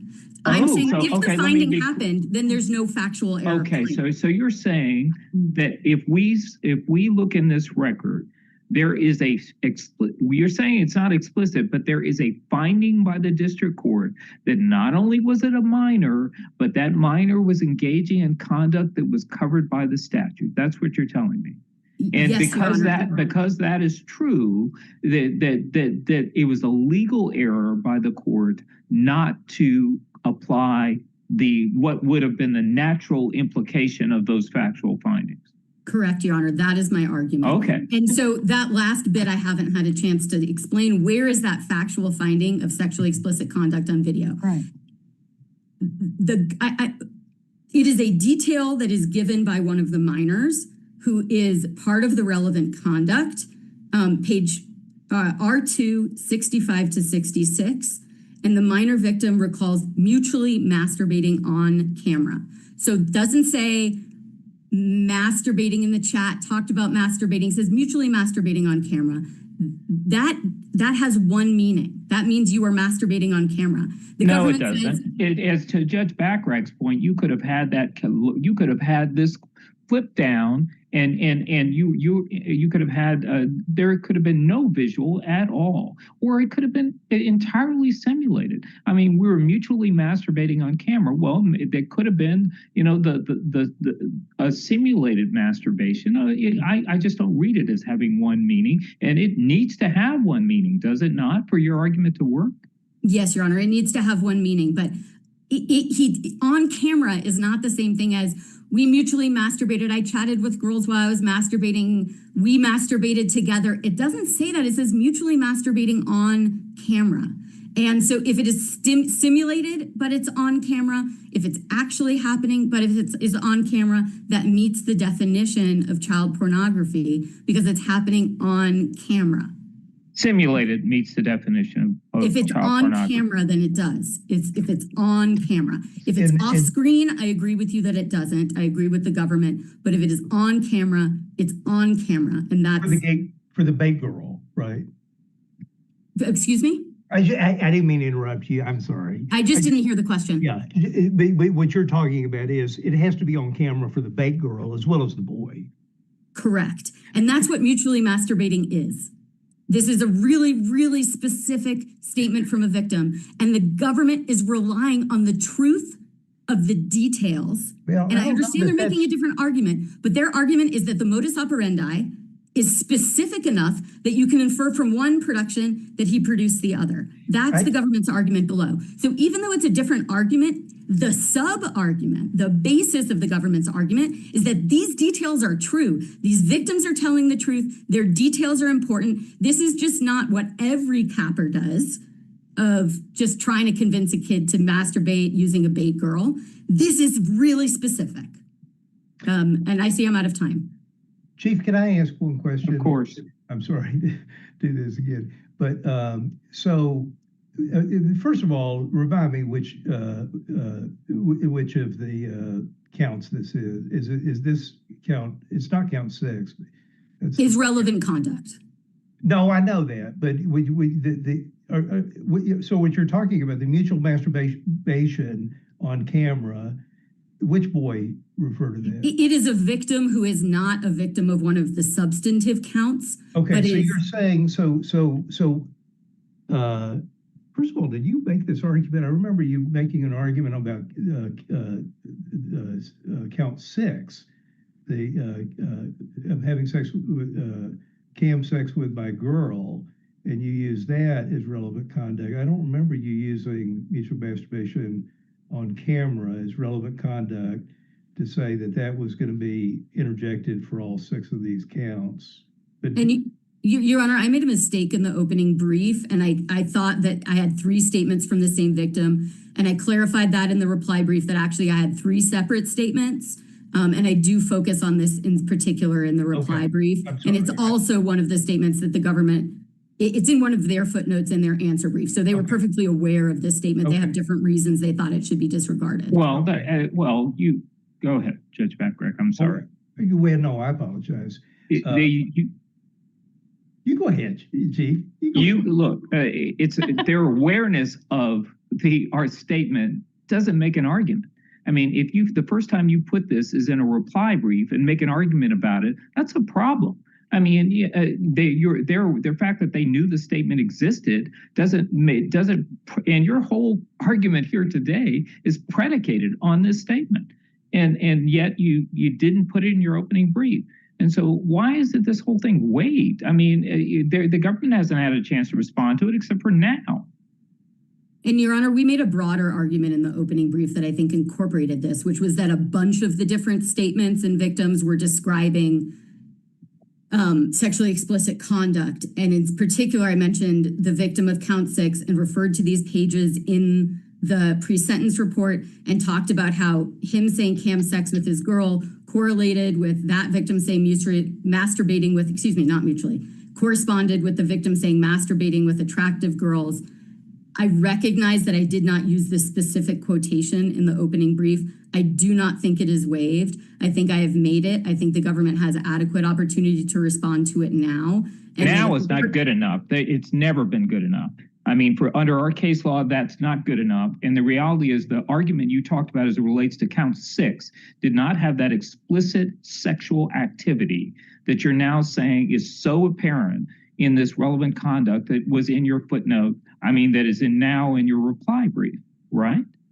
Count 6 didn't have that. Again, Your Honor, I made a broader argument and the government says, that's not good enough. And so now I've narrowed it down to specific And you've narrowed it statements. down in your reply brief. And I'm allowed to narrow an argument. I'm not allowed to bring up a new argument. I am allowed to narrow an argument, and that is what I did in the reply brief. And I'm certainly focusing on that narrower argument now because I think it's much more persuasive, and that's why I'm doing it at oral argument. It is not waived. I hear you. Do you want to say something, Judge Baccarat? Well, I hate to bombard counsel, but I do want to ask one follow-up question. And I think it'll be helpful if you don't mind. So let's say, so in one of the other allegations that one of the boys, says just that we mutually masturbated. And now I want to go back to sort of where we started in the first 10 seconds of the argument. And that is the argument that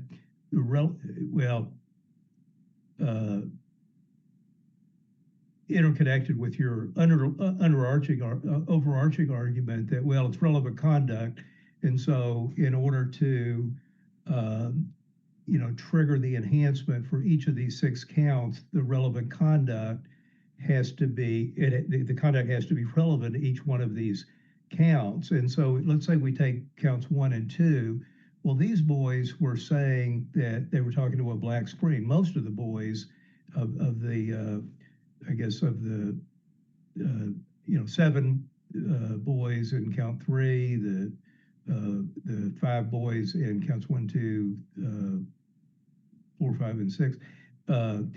Most of those, none of those involved, to my recollection, involved mutual masturbation on camera.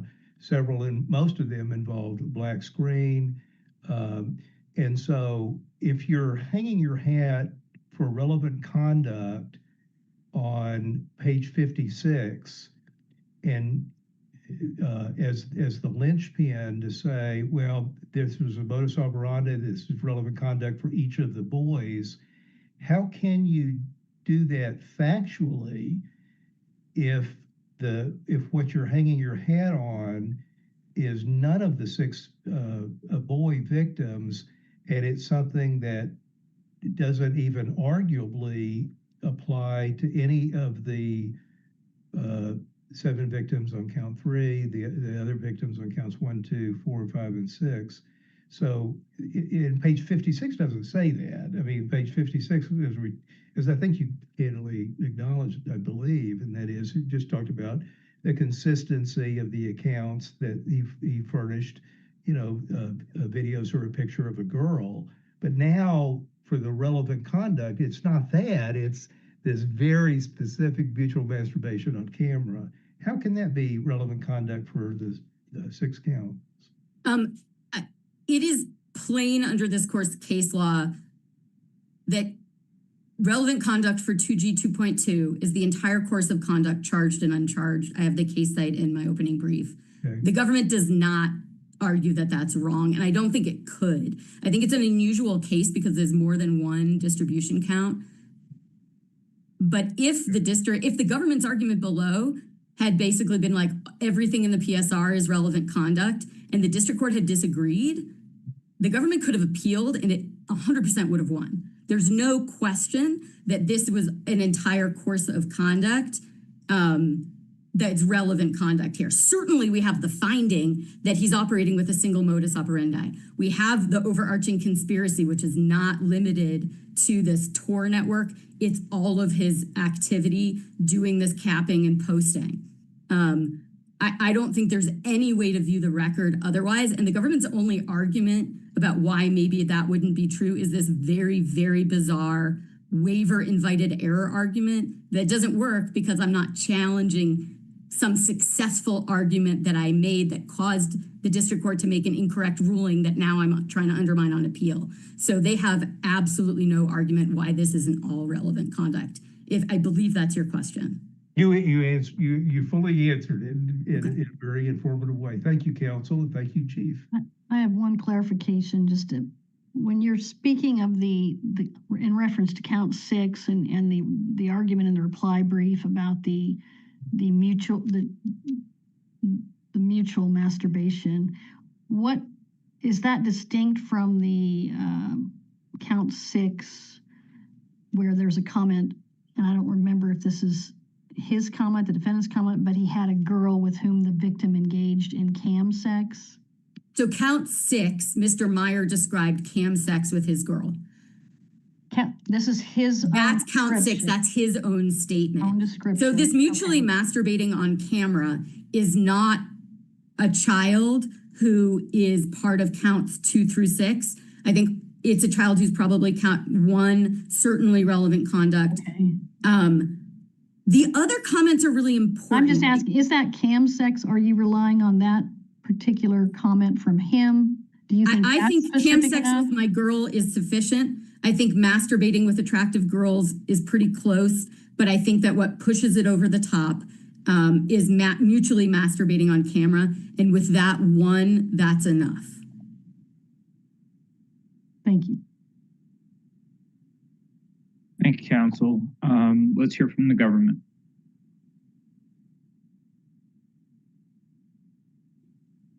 Thank you, Your Honor. May it please the court, Kyle Brenton on behalf of the United States. I think the court's questioning has helpfully focused what Mr. Meier is actually arguing. And I think we've kind of arrived at the point where the crux of his argument is that the district court actually made a factual finding by implication that no one asked it to make, and that in fact requires at least two very specific underlying factual predicates to be met. Number one, that this bait girl content displayed a minor, so a girl under the age of 18. And number two, that the conduct that was depicted in those videos meets the definition of sexual exploitation of a minor, which is to say intercourse, masturbation, lascivious exhibition of the genitals. And that the district court somehow made this finding of both age and conduct as to at least one victim, and that then that can be generalized across every victim, even where the evidence as to most of the victims, as Judge Bachrach noted, is directly counter to those factual findings. I think while I admire the ingenuity of the guidelines argument here, I think we are well afield of a conclusion that the district court committed plain error in failing to make this factual finding that no one asked it to make. I'd like to address first the evidence itself and touch on count 3 and then address the relevant conduct argument. Of course, I'm happy to answer any questions the court has. I think when we're talking about the evidence, I think it's helpful to keep in mind there are really only 2 repositories of actual factual information about this conduct and this content. Obviously, we've had a lot of talk about what the district court said, what the government said. Anything the government or the district court or the PSR said ultimately had to derive from these repositories of actual factual information. And as the court noted, the only people who know what was in this content are the victims, all of whom were only interviewed years later, barely remembered it in only the vaguest terms, many of whom declined to even speak with investigators, and Meier himself, who of course never was willing to decrypt his own devices in a way that would have allowed the government and the court to actually view this information. So in light of that, we have to really look to the statements of the victims in the interviews, and Meier's statements in his marketing copy on his website about these videos to see whether, as to any victim, there is sufficient information to find by a preponderance that the bait girl was a minor and that it showed the content that is sexual exploitation. Let me pause you there for a second. If the government had put a certain cast or spin on the facts that were in the PSR or the facts that Mr. Meier offered, in other words, specifically focusing on this question of modus operandi, if there, I understood defense counsel in part to be referring to the government statements before the trial court. Well, if the government puts a certain spin on PSR facts, and I don't mean that in a derogatory sense, I mean that in just an interpretation or an inference of what those facts suggest, and then the district court says, oh yeah, I agree with that, and then says, that's my finding. Why, even if we could, sitting here now, second guess whether the facts actually are in the PSR are actually to that effect, does that really undercut the fact that the district court, when it made its finding, understood them to mean that based upon the government statements? In other words, what I'm getting at is it seems to me that the government statements are not entirely relevant. You talked about two repositories of facts. Yes, true, hard historical facts, but if there are inferences to be drawn from those facts and the district court made certain and the district court relied on certain inferences that the government made from those facts, why isn't that the world that we're stuck with here? Well, Your Honor, I certainly agree with you in the abstract that what you've described in terms of the government's putting an inference or characterization on facts in the PSR, the district court accepting that.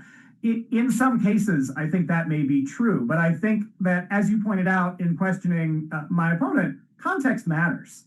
You know, the spin, that whatever, and I will also use that word in a non-pejorative sense. But the spin that the government was placing on these facts in their argument was not directed in any way, shape, or form to whether this content that nobody ever saw actually met the definition of sexual exploitation of a minor, nor was the district court's comments in adopting those, whatever the spin may have been. All of that discussion went to an entirely different question, which was the question of whether it is reasonable to infer that Meier was the creator of this content. Every single finding, inference, spin, however you want to put it, goes to that question. And that is a very different question from the very specific and frankly crucial question of whether material constitutes sexual exploitation of a minor. If this issue had been raised, if even the ghost of this issue had been raised, all of that discussion would have looked very different, because it certainly never entered anyone in the government's mind, it never entered the defense's mind, it never entered the district court's mind, whether any of this would ever be read in the way that Meier now suggests it should be read, in terms of making findings about what this conduct was. Mr. So Brett, can I probe you a little bit about that? The judge certainly has an obligation, irrespective of what the probation officer says, irrespective of what counsel says, to determine what is the appropriate level of, what is the appropriate enhancement. Is it a 5 level? Is it a 7 level? And if the judge says, hypothetically, that, well, the pre-sentence report says that one of the boys was mutually masturbating with a girl on camera, and the judge says, oh, well, I'm adopting that. Well, maybe the judge shouldn't have done that, but the judge is, and maybe the judge, made a mistake in doing that. But if, we don't lightly say, well, a judge's factual, finding we're going to disregard because, he didn't really pay enough attention to it.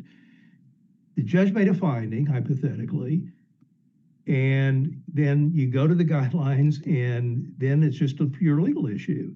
As defense counsel says, the judge has to apply the enhancement under B3 that has the greatest, level of enhancement. And if those findings then would have translated into a 7-level enhancement, why does it matter if it was dicta or whether or not the judge didn't need to make a finding about the Bay girls? The judge did make it. And so why isn't that a problem if the judge did adopt the pre-sentence report, and the pre-sentence report does contain this information about the boy mutually masturbating on camera with this girl? Well, Your Honor, I want to, in answering that question, I want to take a step back. We absolutely do not concede that the pre-sentence report contains any information sufficient to conclude by a preponderance that any one victim, either on account or any victim mentioned in that who was not part of account, saw or was distributed bait girl conduct that meets both the requirements of age and conduct. Now, Chief Judge Holmes asked a lot of questions about waiver, about this particular discussion, this particular victim report that Mr. Meier appears to be almost entirely relying on, though it wasn't in his opening brief.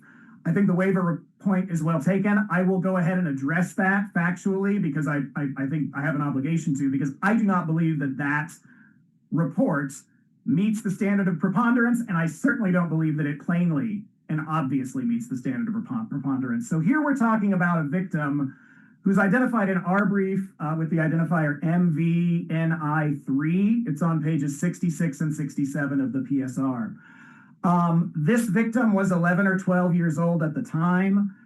He reported that he chatted with a girl who was, quote, older than him, that they mutually masturbated. He said he never saw her face. And importantly, he also said that he engaged in this kind of conduct online at least 2 or 3 other times. And so he couldn't say for sure whether the instance that he was reporting was Mr. Meier or not. So I think the problems with this report, and we can talk about each victim individually, and I can show you why I don't believe they meet preponderance. For this one, first of all, he hasn't said how old the girl is. He's only said that she's older than he is. Certainly he's on the younger side, no question about that. But again, where the question is, by a preponderance, does this establish that the girl is a minor? The answer is no. The information that he never saw her face suggests that it's entirely possible, as Chief Judge Holmes suggested, that she may not have been on camera, that it could have been audio, it could have been, he could have just been listening and watching a blank screen, as most of Meier's other victims were. And the fact that he couldn't even be sure that this interaction was the basis, what was ultimately with Meier and what gave rise to the particular video that was being shown to him. All of that undermines a showing by a preponderance, and it most certainly undermines them. That's a thin read for preponderance alone. It is far too light to sustain the weight of plain error. Let me understand. I'm sorry. Go ahead, Judge Moritz. Well, you suggested earlier that you were quite certain that if this had been raised as it should have been raised below, that this would have been a wholly different discussion. And I guess I push back on that in terms of just all of the government's argument on the MO issue seemed to indicate that they fully accepted these facts as the district court accepted them. Nobody was challenging age. Nobody was challenging these young victims. Nobody was challenging that there was sexually explicit conduct. And I don't know, you can say that this particular young man's testimony was indefinite on pages 66 and 67, but when he said we mutually masturbated, whether he could see her face or not, it's pretty clear what he's talking about. And the government certainly allowed the district court to adopt all these findings, seemed to have no concern about it. I question whether if someone would have questioned the victims' ages for whatever reason, if the government at that time would have had any concern about that. Well, Your Honor, that's not the approach the government was taking. And it allowed the district court to pull all of this into the record, and the inferences that you can make from it, presumably, and didn't object to that. Well, the argument that the government was making was that Meier was the producer of this material. That is the fundamental finding that the government was asking the court to make in order to apply the cross-reference of 2G 2.2c, which then gives rise to all of the additional sentencing consequences that ensued in this case. But the government was also advocating for what he was doing, which was taking these young girls and having them engage in potentially sexually explicit conduct. The government didn't seem to question that at all. That's well, what Your Honor, I want to push back. And what he was doing was enticing young boys to perform. I'm sorry, but the use of the girls is what we're talking about here. The use of the girls and their actions is what we're talking about. And the government didn't push back at all on what we're now talking about. Because it wasn't at issue at all, Your Honor, because the question before the district court was, did Meier produce this content? And the answer to that, which the government advocated, was yes, but no one asked the question, did the content sent to the boys, which is of course different from the content that he was convicted of distributing and ultimately found that he produced, was the content sent to the boys also sexual exploitation? All right, so it's okay for you to now say that on its face somehow, this appears to be the comment about the mutual masturbation. We can't even accept it for what it said on its face when the district court accepted it, but you're now basically saying, oh, never mind that we said all of this could come in. What we allowed to come in isn't accurate. It's not truthful. It's ambiguous. Your Honor, we're not talking about, and we're making no argument about the truthfulness of what these victims reported. Absolutely. The question is, what inferences does that support by a preponderance of the evidence? And that is what we believe. And on its face, Mr. Meier's argument. Do you need an inference when this young boy said we mutually masturbated together on camera? What inference do you need there? You need the inference, first of all, that the girl that he was interacting with was under the age of 18, which is not there as to this victim. And you need to exclude the possibility that he was in fact talking that he was talking to a black screen in light of all of the other evidence of Mr. Meier's demo with his other victims. Yeah, your best argument is about the age, because we need to have the age and the sexually explicit conduct together in one victim, correct? That's correct, Your Honor. That's your best argument in terms of what you can say about this particular fact. What's not there is the age. I agree with Your Honor, and I also think, as we've argued in the brief, it would be inappropriate, even if it was met as to this one victim, which it is not, to generalize that across every other victim by operation of relevant conduct, where the evidence shows that that was simply not the case. I see that I'm over my time. I'm happy to answer any other questions the court has. Otherwise, I would ask that the sentence be affirmed. I do have one question that I want to get clear in my mind. As I understand the argument, and I understand it better now that is being made by defense counsel, it turns on the fact that there was legal error. You get to that legal error by saying that the record reflected, the district court did make a finding based upon the record that, and even if the finding was through the adoption of the PSR, the district court made a finding that essentially provided the predicates for the application of the enhancement. And so it was legal error, clear and obvious error not to apply it. Well, it's sort of a two-step process. And so what I'm trying to get clear on is at the first point where it's saying, well, the district court, based upon this PSR, the district court in effect made the finding. Under plain error, are we saying that it would have been clearly erroneous for the district court not to make the finding, or it would have been clear or obvious error for the district court not to make that finding, and then clear or obvious error as it relates to the legal issue? I hope I'm being clear. What I'm trying to say is that there's an underlying factual thing that has to take place here, and how clear does the record have to be before we get to the legal determination?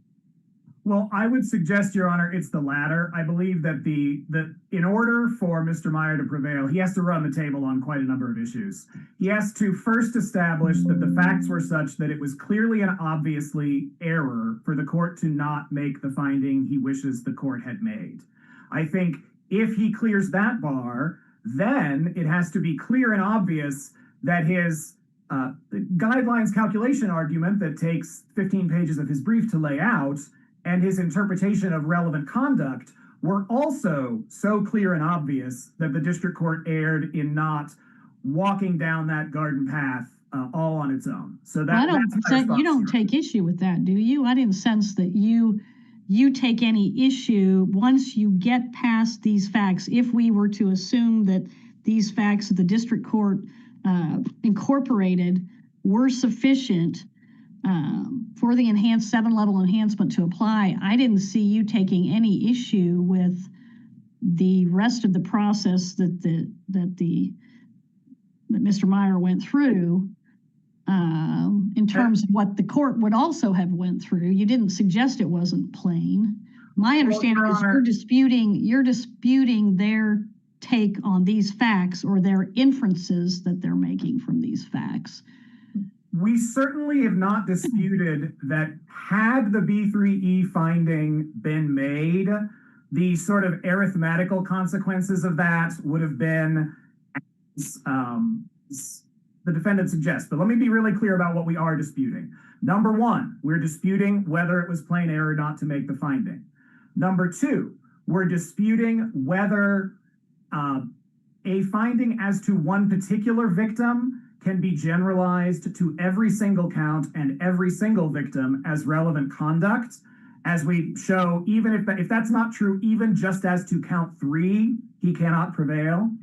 And number 3, we are disputing prong 3 based on our Molina-Martinez type argument. So those are the points where we are disputing Mr. Meier's arguments. Okay. Thank you. Anything more from the panel for the government? Thank you. Anything for defense counsel before we end? All right. Thank you for your arguments, counsel. Chief, can I ask one question of defense counsel? Sure. I think it's a short question, so I just want to ask you about your position on the last point. So I absolutely clearly understand that your argument on relevant conduct is that the conduct that the finding that you identified earlier would be relevant conduct. But if the government is right that and I know you don't agree with this premise that that let's say count 1, count 2, count 4, count 5, count 6, that all of the incidents with the Bay girls would be relevant conduct for all of those counts. If we mistakenly conclude, or if we conclude that the relevant conduct would not bleed over into count 3, then your grouping argument to trigger the 7-level enhancement would fail, correct? Your Honor, I haven't done the math to know whether there would still be prejudicial error if there was one count where the production cross-reference applied. I actually think that it would still lead to a guidelines calculation that was lower. But I still don't really understand the government's argument that they're making now about generalizable across every victim. We're not arguing that. And they're saying, as I understand it, they're saying that there was that relevant conduct predicate of course of conduct or that kind of thing that is not present here. And therefore, you have to look at each count individually. And that the fact that there was relevant conduct does not mean that you could apply it across the board to all of these, because that would be necessary in a 1B1.3. You'd have to have either a course of conduct or whatever that other similar phrase is, qualifying phrase, in order for it to work. I mean, generously, that's the argument that they're making right now. The argument in the brief is that I waived the course of conduct argument, which I did not do. I talked about that earlier. And because I waived it, then you have to look at each named victim And but they never make any argument about how it is possible that that's actually how the relevant conduct rules operate in the guidelines. And they still haven't explained it today. Yeah. Go ahead, Judge Packrat. I was just I'm sorry, Chief. I just wanted to say, and that's why I prefaced my question by saying, and I understand that you don't agree with the government's argument about how relevant conduct would or would not apply. But I'm just asking you if hypothetically the relevant conduct bleeds over into 5 of the 6 counts, but not count 3, since count 3 does include 7 units under your, 7 separate episodes of the boys, and all we have to have to trigger the 7-level enhancement is 5 or more units. Obviously, 7 is greater than 5. That even if we disregard the relevant conduct, or even if we credit the argument for relevant conduct for 5 of the 6 counts, but don't apply that to count 3, then your grouping argument would not work. And Your Honor, I haven't done the math exactly. That sounds right, but I would have to sit down and double check the guidelines calculation in that case. I just still don't understand how you could get there. Okay. Well, since you're teed up here, another part of what the government addressed, and was a question that I specifically asked, it seems to me that there are 2 steps to your argument. And one is that the court found that in fact these 2 predicates were present, and therefore it committed legal error by not reaching the conclusion that we need to reach. Well, what if the record was not entirely clear? What standard do we judge whether the court could, under plain error, did the court have to commit clear or obvious error in not finding it, or you're saying it found it as a matter of fact, right? I'm saying he found it as a matter of fact. Yeah, the government's argument that there's not enough evidence to reach the preponderance standard, that's not responsive to my argument. They're not saying, okay, there was a finding, but we're challenging the finding. It was clearly erroneous. Like, they're not making that argument. They're making something that is not responsive to the argument I'm making, which is this finding happened. Now what do we do with it? Well, if the finding comes from the district court's adoption of that paragraph, and if the underlying historical facts of that paragraph do not equal up to the legal predicates that are necessary, you lose, right? Yes, but it's not just that it adopted the PSR. It's that it adopted the factual allegations in the PSR and the factual allegations from the government. And the government says there is a modus operandi. It's young girls. It's same age as. And so even if that adopted the factual predicate from the government, you mean as in the statements the government made? The factual allegations, it literally said factual allegations in the government's written materials are my factual findings.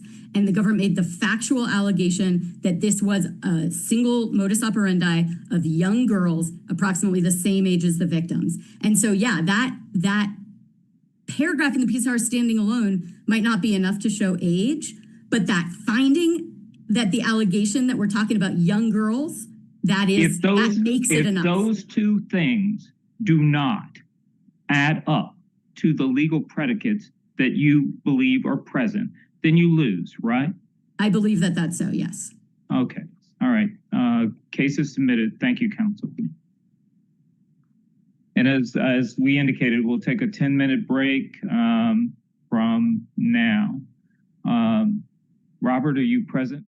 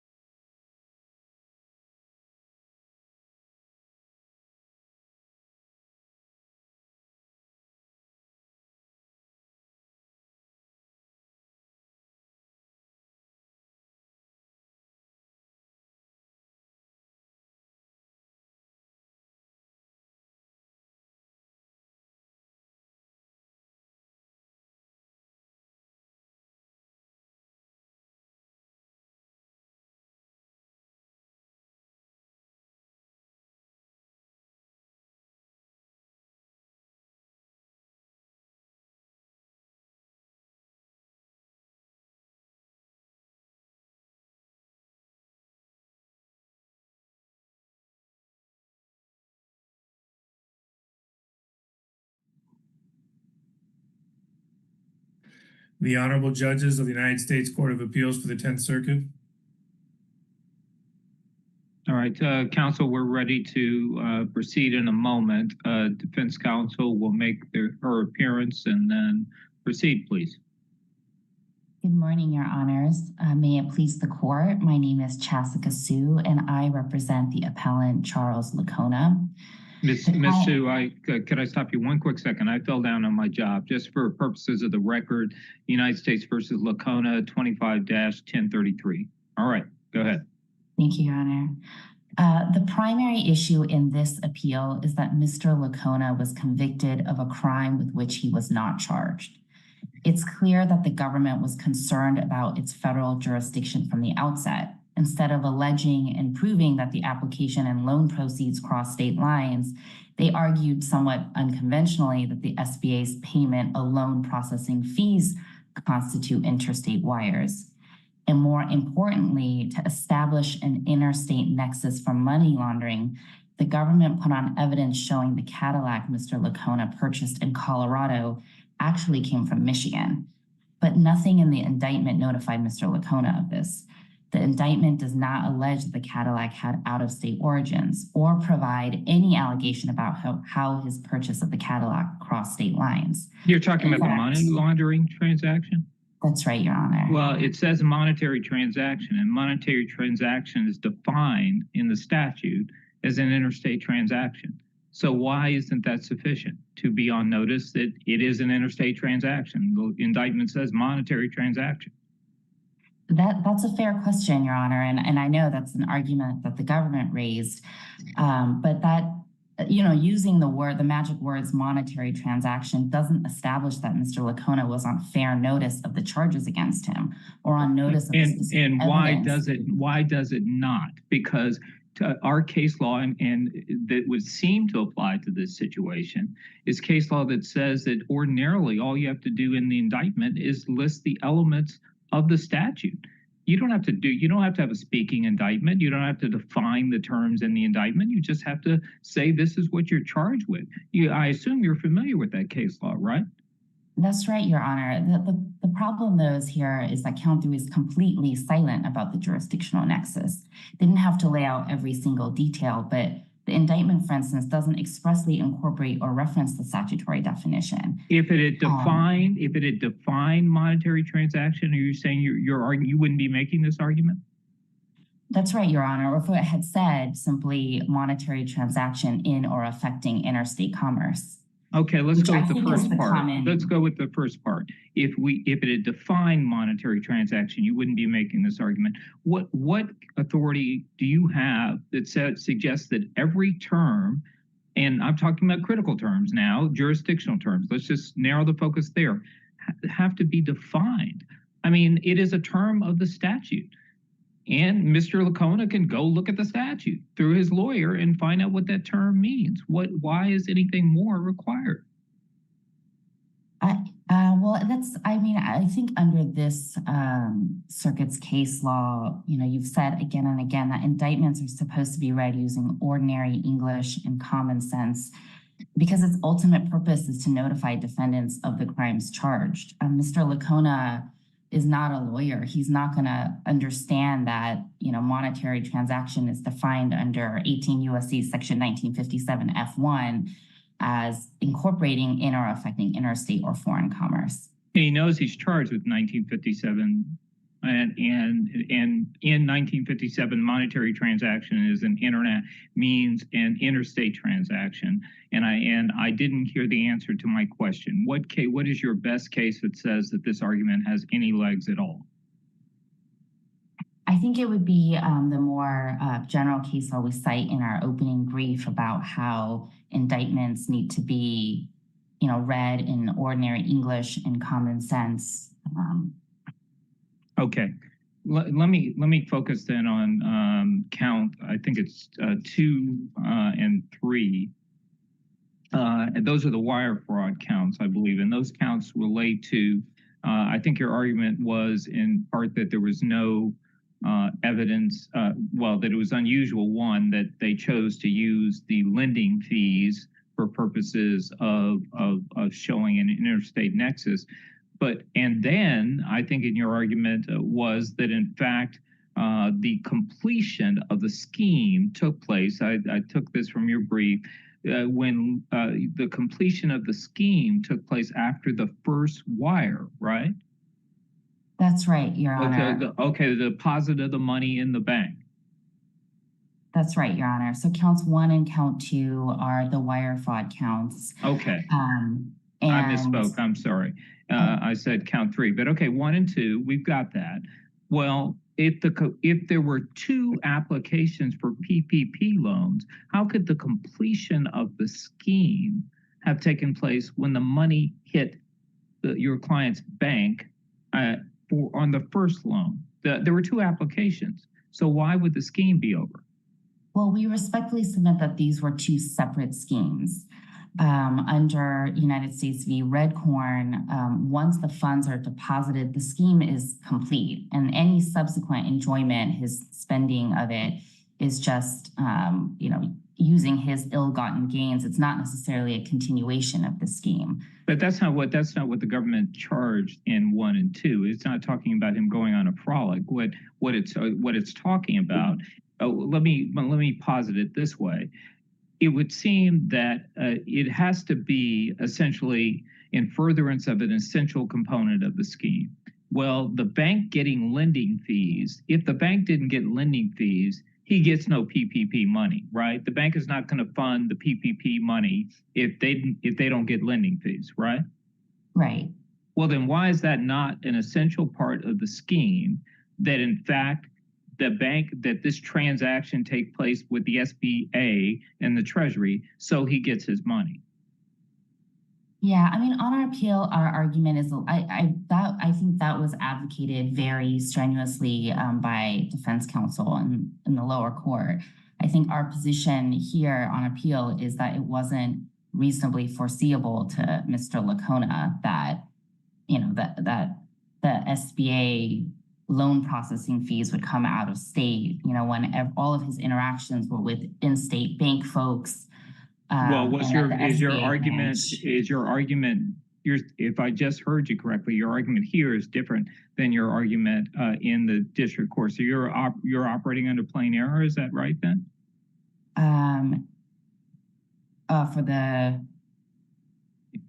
What we're talking about is count 1 and 2 and what the interstate commerce component of that is. And I was asking you about the notion that it would have been a part of his wire fraud scheme, that it would have been part of the completion of the scheme. The wire would have been an essential part of the scheme, or in furtherance of an essential part of the scheme, that the lending fees were paid. Your response, as I understood it, was, well, we're not focusing on that. That was what they argued below. That's not what we're focusing on. What we're focusing on is whether the interstate wire was reasonably foreseeable. And so my follow-up question is, if you're making a different argument than was made below, then if you don't invoke plain error, you've got a problem.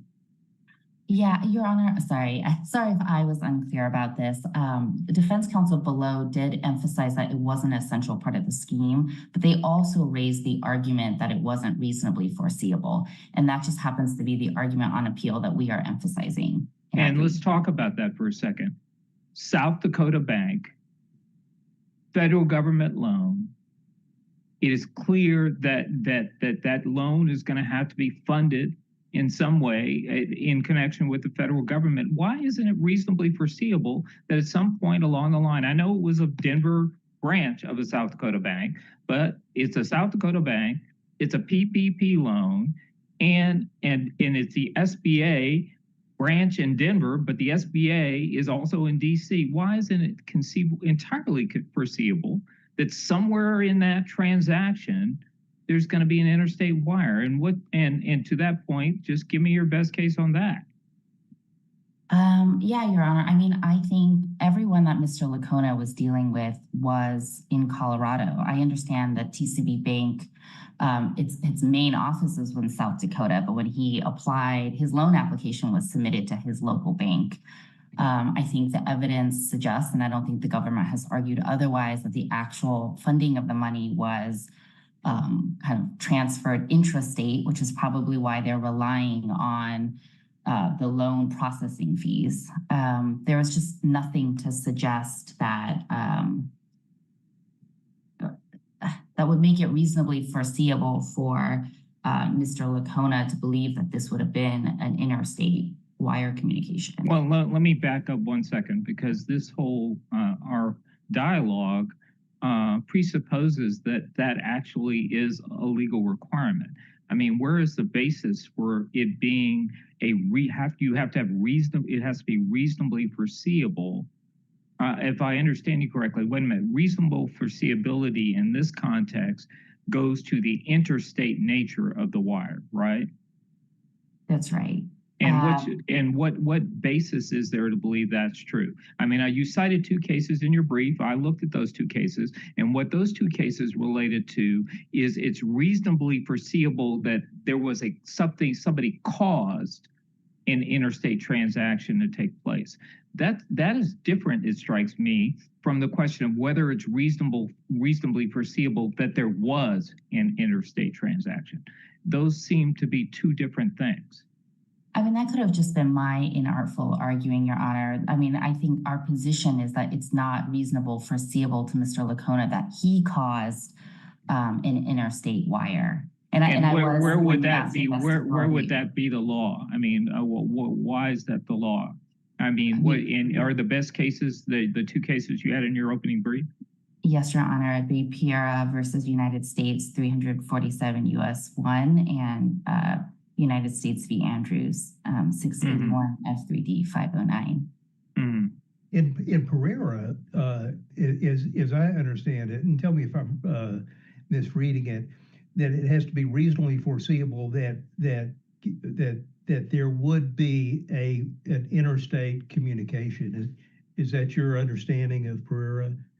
Yes, Your Honor. So then, and as I understand it, your argument is, well, not whether or not Mr. Lacona actually foresaw it, or actually foresaw that there were going to be these particular transmissions from the South Dakota Bank, et cetera. But the hurdle I think that you're owning up to, as I understand it, is that the standard is whether or not it was a fact finder could reasonably foresee that there would be an interstate communication somewhere. And as long as there is, if someone could reasonably foresee, for example, that there would be a transmission from the home bank to the branch bank, then I think you're acknowledging that you couldn't prevail under that scenario. Your argument is that you couldn't reasonably foresee that there'd be any interstate communication. Is that it? That's right, Your Honor. Okay. Thank you. Is that are you saying that, I mean, objectively, I'm not sure how you can possibly get that. I mean, he himself, he used an online app. He used DocuSign to do a supplemental documentation. He communicated via email. The bank, TCF, listed its location on the promissory note as South Dakota. You know, I mean, objectively, how could he not understand there would be interstate communications? And he put those in motion. He didn't have to know the details. All he had to do was put it in motion and reasonably foresee it. Yeah, I think his use of the internet alone is insufficient. And I think, all those factors are important, but we would be speculating about. Well, he didn't just use the internet. He created and signed using DocuSign an online document. That's different than the case that you cited where they were literally just looking at an internet, at a website. He didn't just didn't view the internet. He affirmatively utilized it for transmitting documents and signatures. That's different than these cases that you cited. Right. But respectfully, I don't think using DocuSign necessarily implicates. Again, you're looking at things subjectively. I'm saying objectively, all he had to do was put it into motion. Let me ask you another question going back to count 3. I think there's a significant preservation issue there. You didn't argue for plain error, and you didn't make this point you're making now below. And the government pointed out, trying to remember in something pre-appeal, the government pointed out, was it the bail or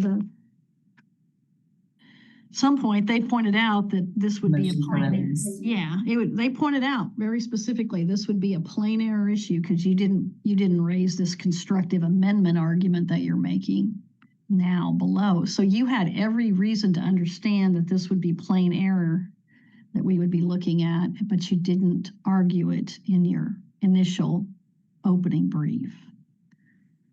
Yes, I'm running out of time, but I respectfully request leave to just answer. Of course, answer. We disagree with the government on whether this issue was properly preserved. I think in our acquittal motion, we raised several times issues with constructive amendment and on count two, but not on count 2, but not on count 3. You didn't raise it on count 3. We also raised the issue, the fact that the indictment was completely silent on count 3 for federal nexus. And even if this court, that's not the same as arguing constructive amendment, which is what you're arguing now. I mean, and even if the court, even if we were to take it as true, which we don't concede, this court has discretion to review the issue under plain error, and a constructive amendment is reversible per se because it affects a defendant's substantial rights. And so we'd argue alternatively, even under the plain error standard, that the court reverse. All right. Thank you. Thank you. Okay. Any other? Okay. Thank you, counsel. We'll hear from the government then. Thank you, Your Honor. Kyle Brenton on behalf of the United States. I'll just start right in on the waiver of this constructive amendment on count 3 argument. If you look to what Mr. Lacona argued in his motion for acquittal below, he argues that there was a constructive amendment of the wire fraud counts 1 and 2. And I mean, generously, he argues that. I think it's pretty sparse in that motion, even as to the wire fraud counts. He, in fact, lists those by number in note 8 of his motion on page 728 of volume 1, but not count 3. So there was no argument made. He did make a separate sufficiency argument as to jurisdictional nexus on money laundering, but that's not the same argument. And to the extent he points to the district court's order saying, oh, it talked about interstate nexus and money laundering, that was addressed to the sufficiency point, not the constructive amendment arguments. Well, can I probe that a little bit, Mr. Brenton? Now, it seems to me the defense counsel is certainly arguing that there was a constructive amendment on count 3, the money laundering count, but it seems to me that there are significant parts of a brief that are questioning the existence of an interstate nexus for jurisdiction, the sufficiency of the indictment on the money laundering count. And it seems to me that you're acknowledging that was what she had argued in district court, but isn't that also part of her argument to us today? The sufficiency of the indictment on the interstate jurisdictional requirement on money laundering? Well, Your Honor, I don't agree with that. I believe that Mr. Lacona, I think we have to look carefully at the arguments he's making here. I think on count 3, he is arguing that there was a constructive amendment that occurred because the indictment did not contain factual allegations of an interstate commerce nexus, and the evidence at trial did. So that's his first argument. His second argument is a sufficiency argument about the sufficiency of the evidence of jurisdictional interstate commerce nexus on the wire fraud counts as to counts 1 and 2. So I think that's his second argument. Then we have his constructive amendment argument about a single scheme on the wire fraud counts again. Then we have prosecutorial misconduct, and then the question of whether the money laundering counts can survive if the wire fraud counts fail. Those are the arguments I see him making on appeal. I do not see that he's made a sufficiency of the evidence arguments as to interstate nexus on money laundering. I think his complaint about the money laundering count in the indictment, I agree with Your Honor, is fundamentally a complaint that the indictment was some way insufficient, but that's not what he's actually arguing. What he's actually arguing on appeal was that there was a constructive amendment, which is really an entirely different concept. They are Your Honor, different may I have a question? concepts, and they certainly, and she certainly does argue that on, I think, pages 6, 12, and 14. But do you happen to have her brief, her opening brief in front of you? The benefit of being in my office is that I do, Your Honor. That's a pretty nice office you've got there, according to your background. I'm sure, don't come knocking in this room when there's not an argument, because you may find me working. Yeah, I guess I'd say the same thing about my office too. Page 12, she says, but the government did not properly allege an interstate nexus to support the money laundering charge. And later on that page, carry over to 13, the indictment did not allege that lender one was an FDIC insured banking institution, nor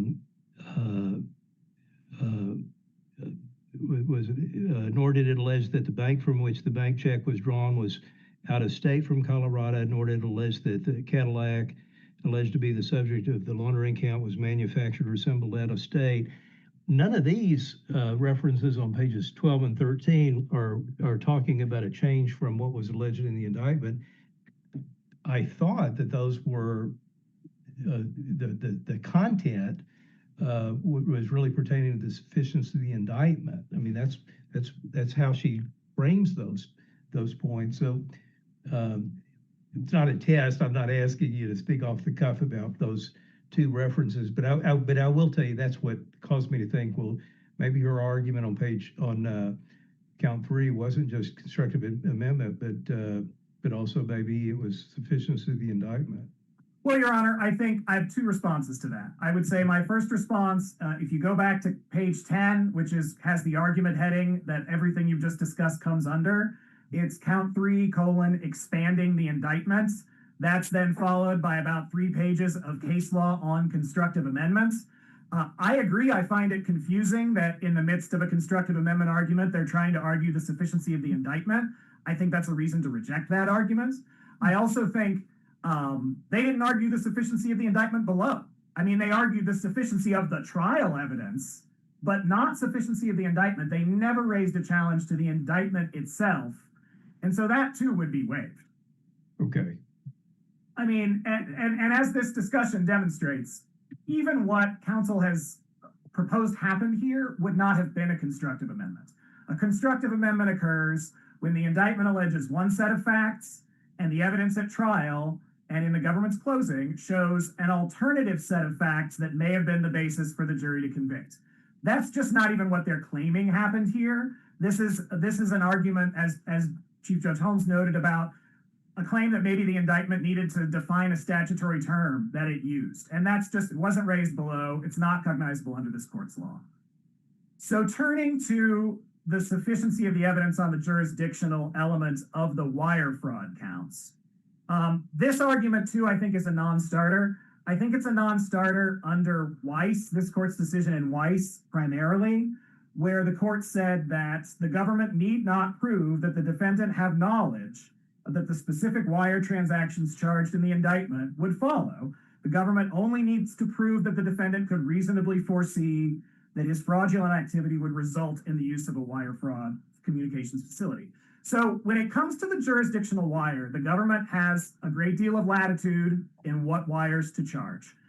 We relied below on the Fourth Circuit's decision in the Taylor case, which talks about these jurisdictional nexus elements and how they don't have mens rea requirements at all.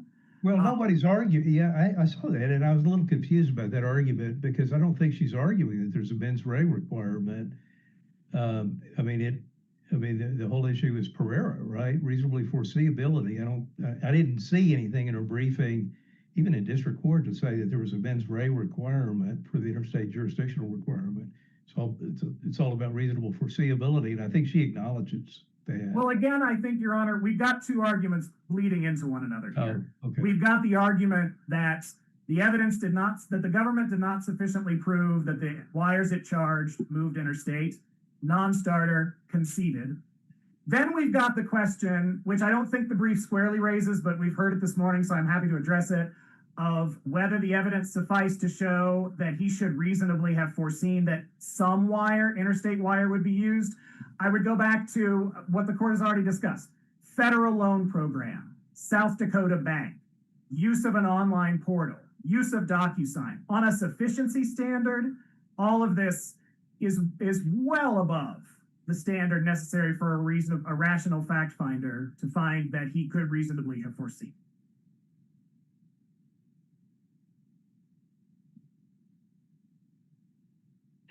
Mr. Brenton, I think you froze up. Oh, Yeah, we lost him. I thought that was a pause for effect. It's an impressive pause. It's getting our attention, but Robert, we may need some intervention somewhere or talk to Stop the him. clock. Yeah, stop the clock. Sorry, definitely. stop the clock. Okay. I'll add 30 seconds here. Let me try to get him on the phone.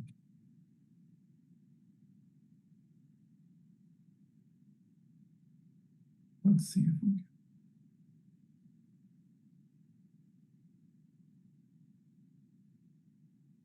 Hmm.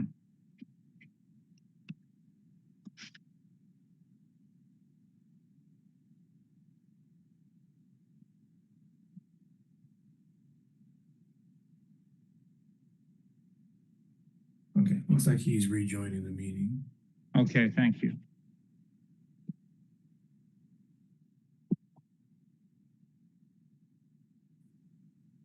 My apologies, Your Honors. It's been a long morning. Apparently, my computer is as tired as I am. That's okay. I believe I was turning to the single scheme, multiple scheme argument. Yeah. This, I think, also is foreclosed by Weiss. I mean, Weiss made clear that when the government articulates a scheme to defraud for the purpose of wire fraud, that scheme is not limited to a single act of fraud. The government can charge an overarching scheme encompassing multiple acts of fraud.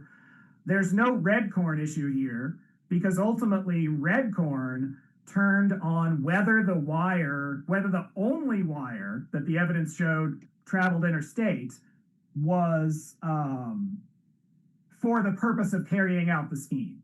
That was not the case in red corn based on the facts there. Here, the wires of the fee files alone absolutely were for the purpose because, as Your Honors noted, no fees, no loan. Also, under PPP loans, there are requirements for how the money is to be used. So how the money is dissipated, whether he, spends it on payroll or spends it as in red corn on investments in Florida, that is part of the scheme, whereas it was not in red corn. So I think that the single scheme, multiple scheme constructive amendment arguments also fails. I'm happy to address the prosecutorial misconduct and the final money laundering argument if the court has any questions. I think we're happy to stand on our briefs on those issues. I don't see any objection to that. So thank you, counsel. And I don't think Ms. Sue had any time remaining. Are there any questions for her? Okay, case is submitted. Thank you very much. Thank you.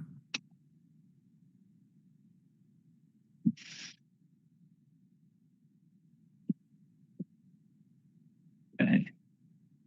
The last case for this morning is 257003, United States versus Phillips. Counsel for appellant, if you would make your appearance and proceed, please.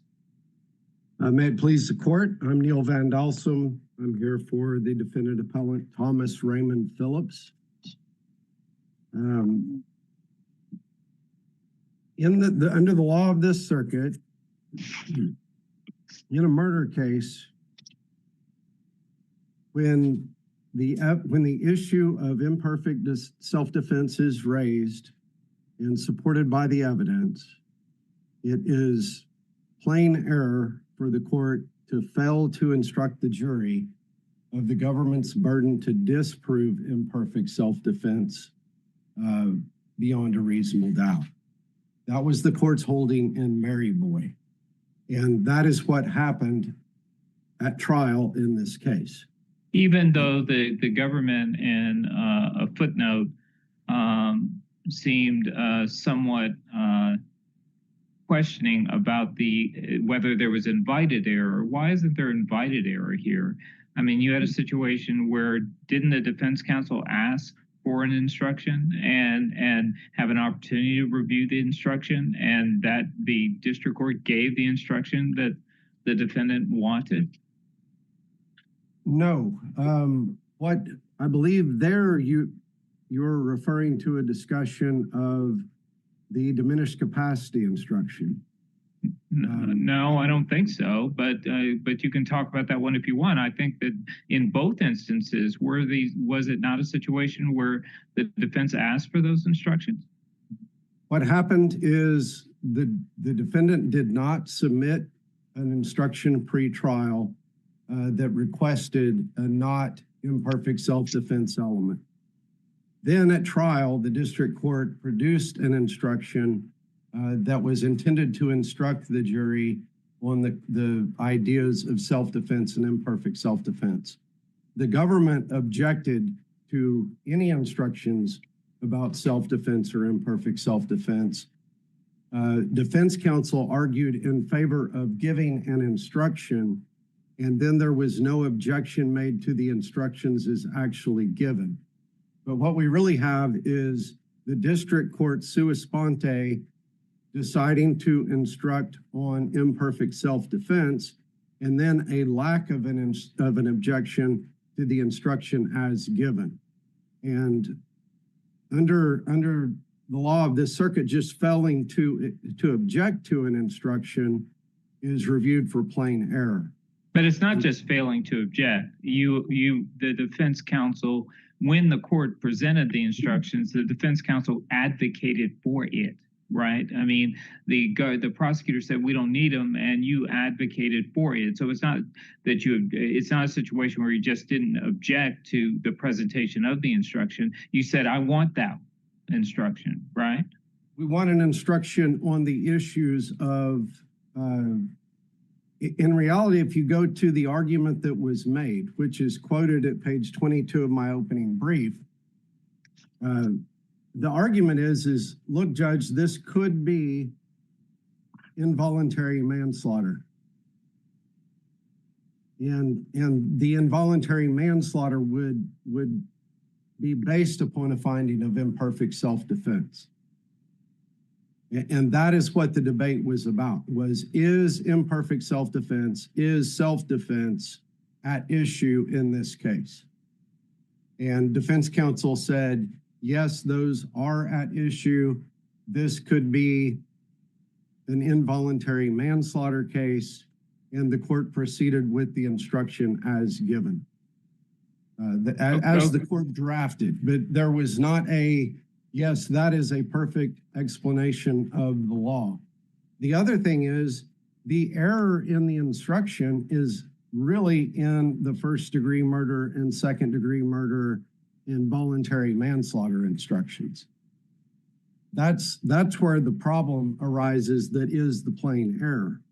It is the failure to add as an element to those offenses that it's not imperfect self-defense. The instruction. No, I'm sorry, I didn't mean to interrupt, but okay, let's go with that for a second. Okay, the error, as you identify it, relates to the who has the burden of proof on imperfect self-defense, right? Correct. Okay. And let's assume for the moment we are under plain error rubric, and we'll put aside the question of invited error, okay? Because I understood you to start your argument on that basis. Let's go with that for a second.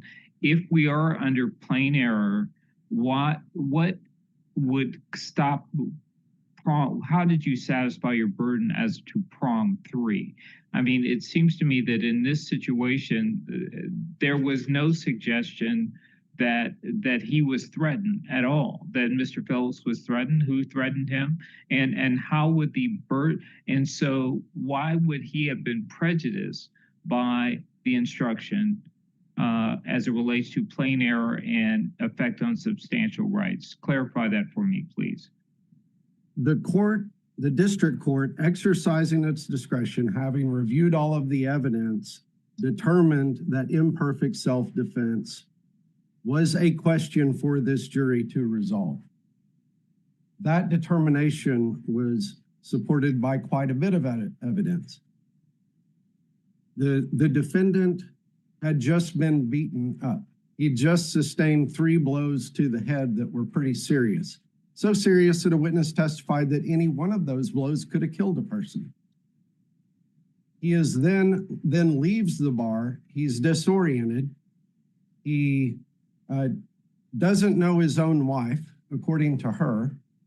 He strikes his. That's a little bit of a liberal interpretation, but well, she actually never says that.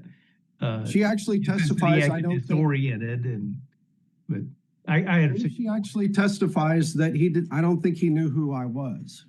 Is part of her testimony. I overlooked that then. Okay. He doesn't know where he is. He doesn't know what's going on. He had post-traumatic stress disorder before this event even happened that was diagnosed by the VA. After he's reviewed, it's confirmed, yes, he does have PTSD. There was expert testimony that his behavior was consistent with having a traumatic brain injury. There was expert testimony that a person with PTSD and suffering from a traumatic brain injury, which he appeared to be, would experience an inability to assess dangers, to properly respond to dangers, and could be in a dissociative state, meaning that you are not in connection with reality. The shots were not fired immediately upon him reaching his truck.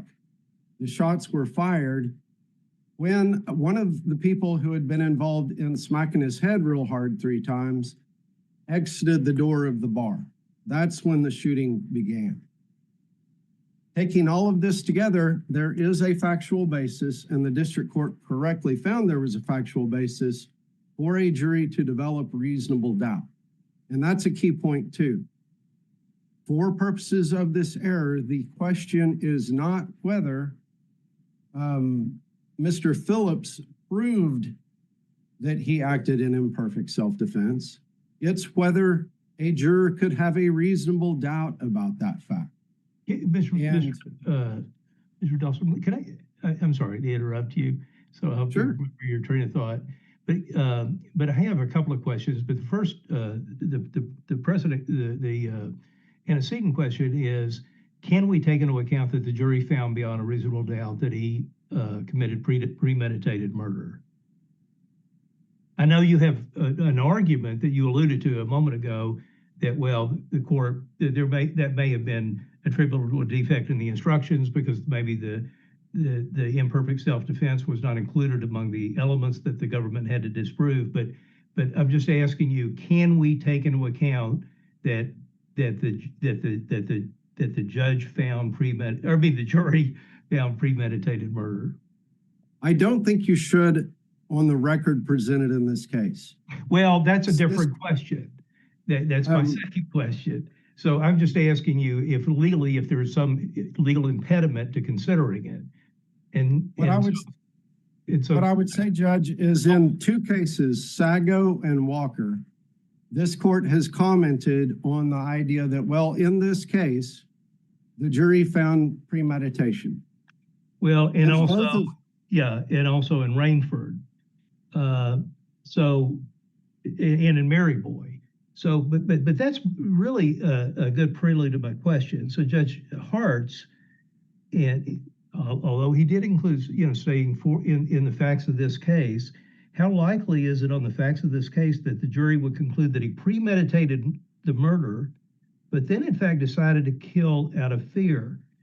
There's a sentence in Maryboy itself where Judge Phillips specifically that if the jury found that Maryboy had intentionally shot Monowine, the decedent, the instructional error would not have affected his substantial rights. And then in the Rainford case that you cited,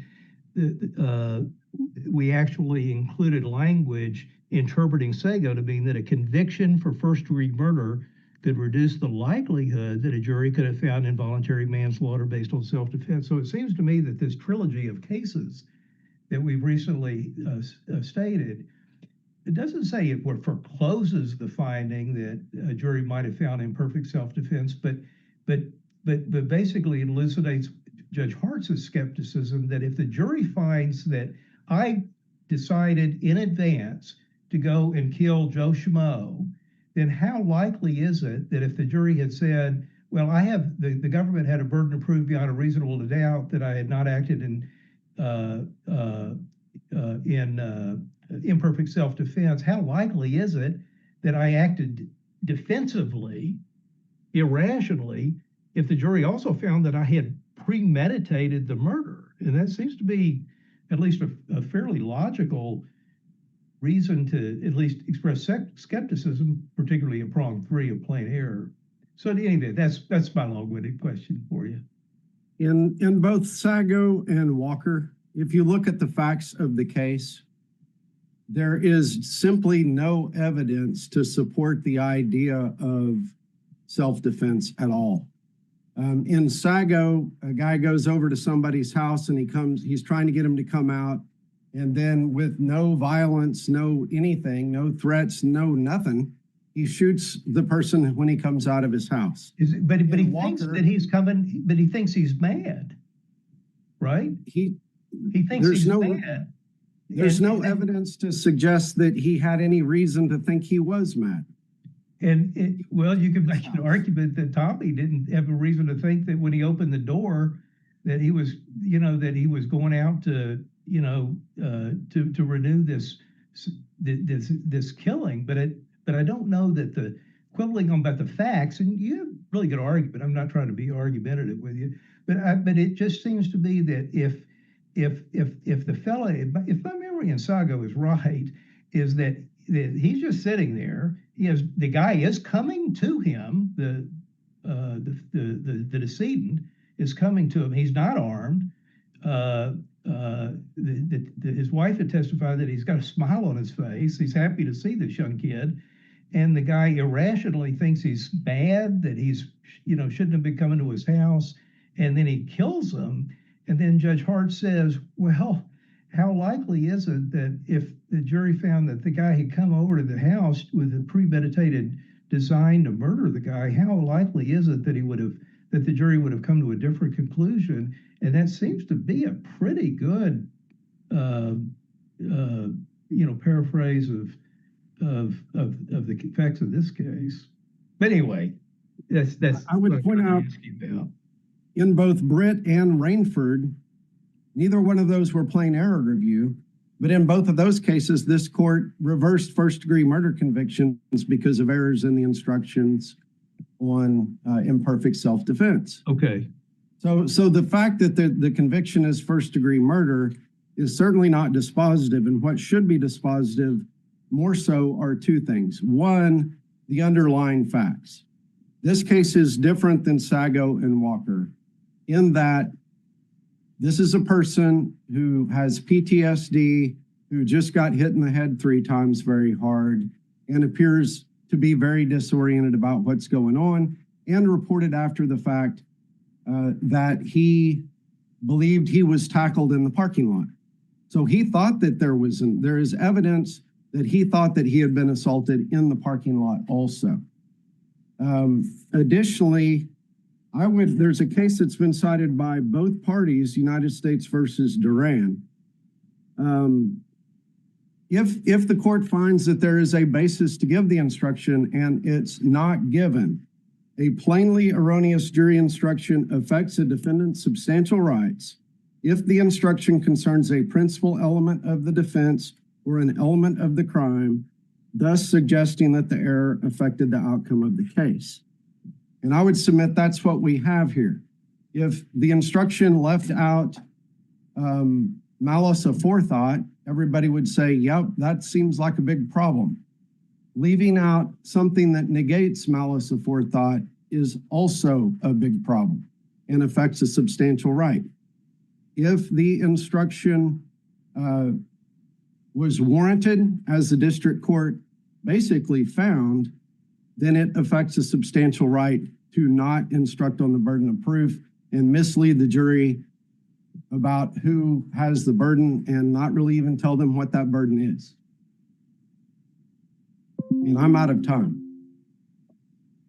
Anything more for defense counsel? All right, thank you, counsel. We'll hear from the government now. Thank you. Good afternoon, Your Honor. Jared Lehman for the United States. I think the facts of this case are really what's driving the answer of plain error. And it's extraordinarily important to understand that the defendant was not in some sort of dazed or confused or disoriented state. This was not the type of bar fight where the other patrons beat or punched or struck or kicked the defendant. This was their attempt to get him out of the bar. Were they rough with him? Absolutely. Did they take him to the ground? Absolutely. But no one was kicking him. No one was beating him or anything like that. They stood him up. You're saying from the video that a jury couldn't find that when these three rather large fellas grabbed, and I'm not saying he wasn't provocative or shouldn't have been acting the way he did. I don't think Mr. Van Dalsen was arguing that.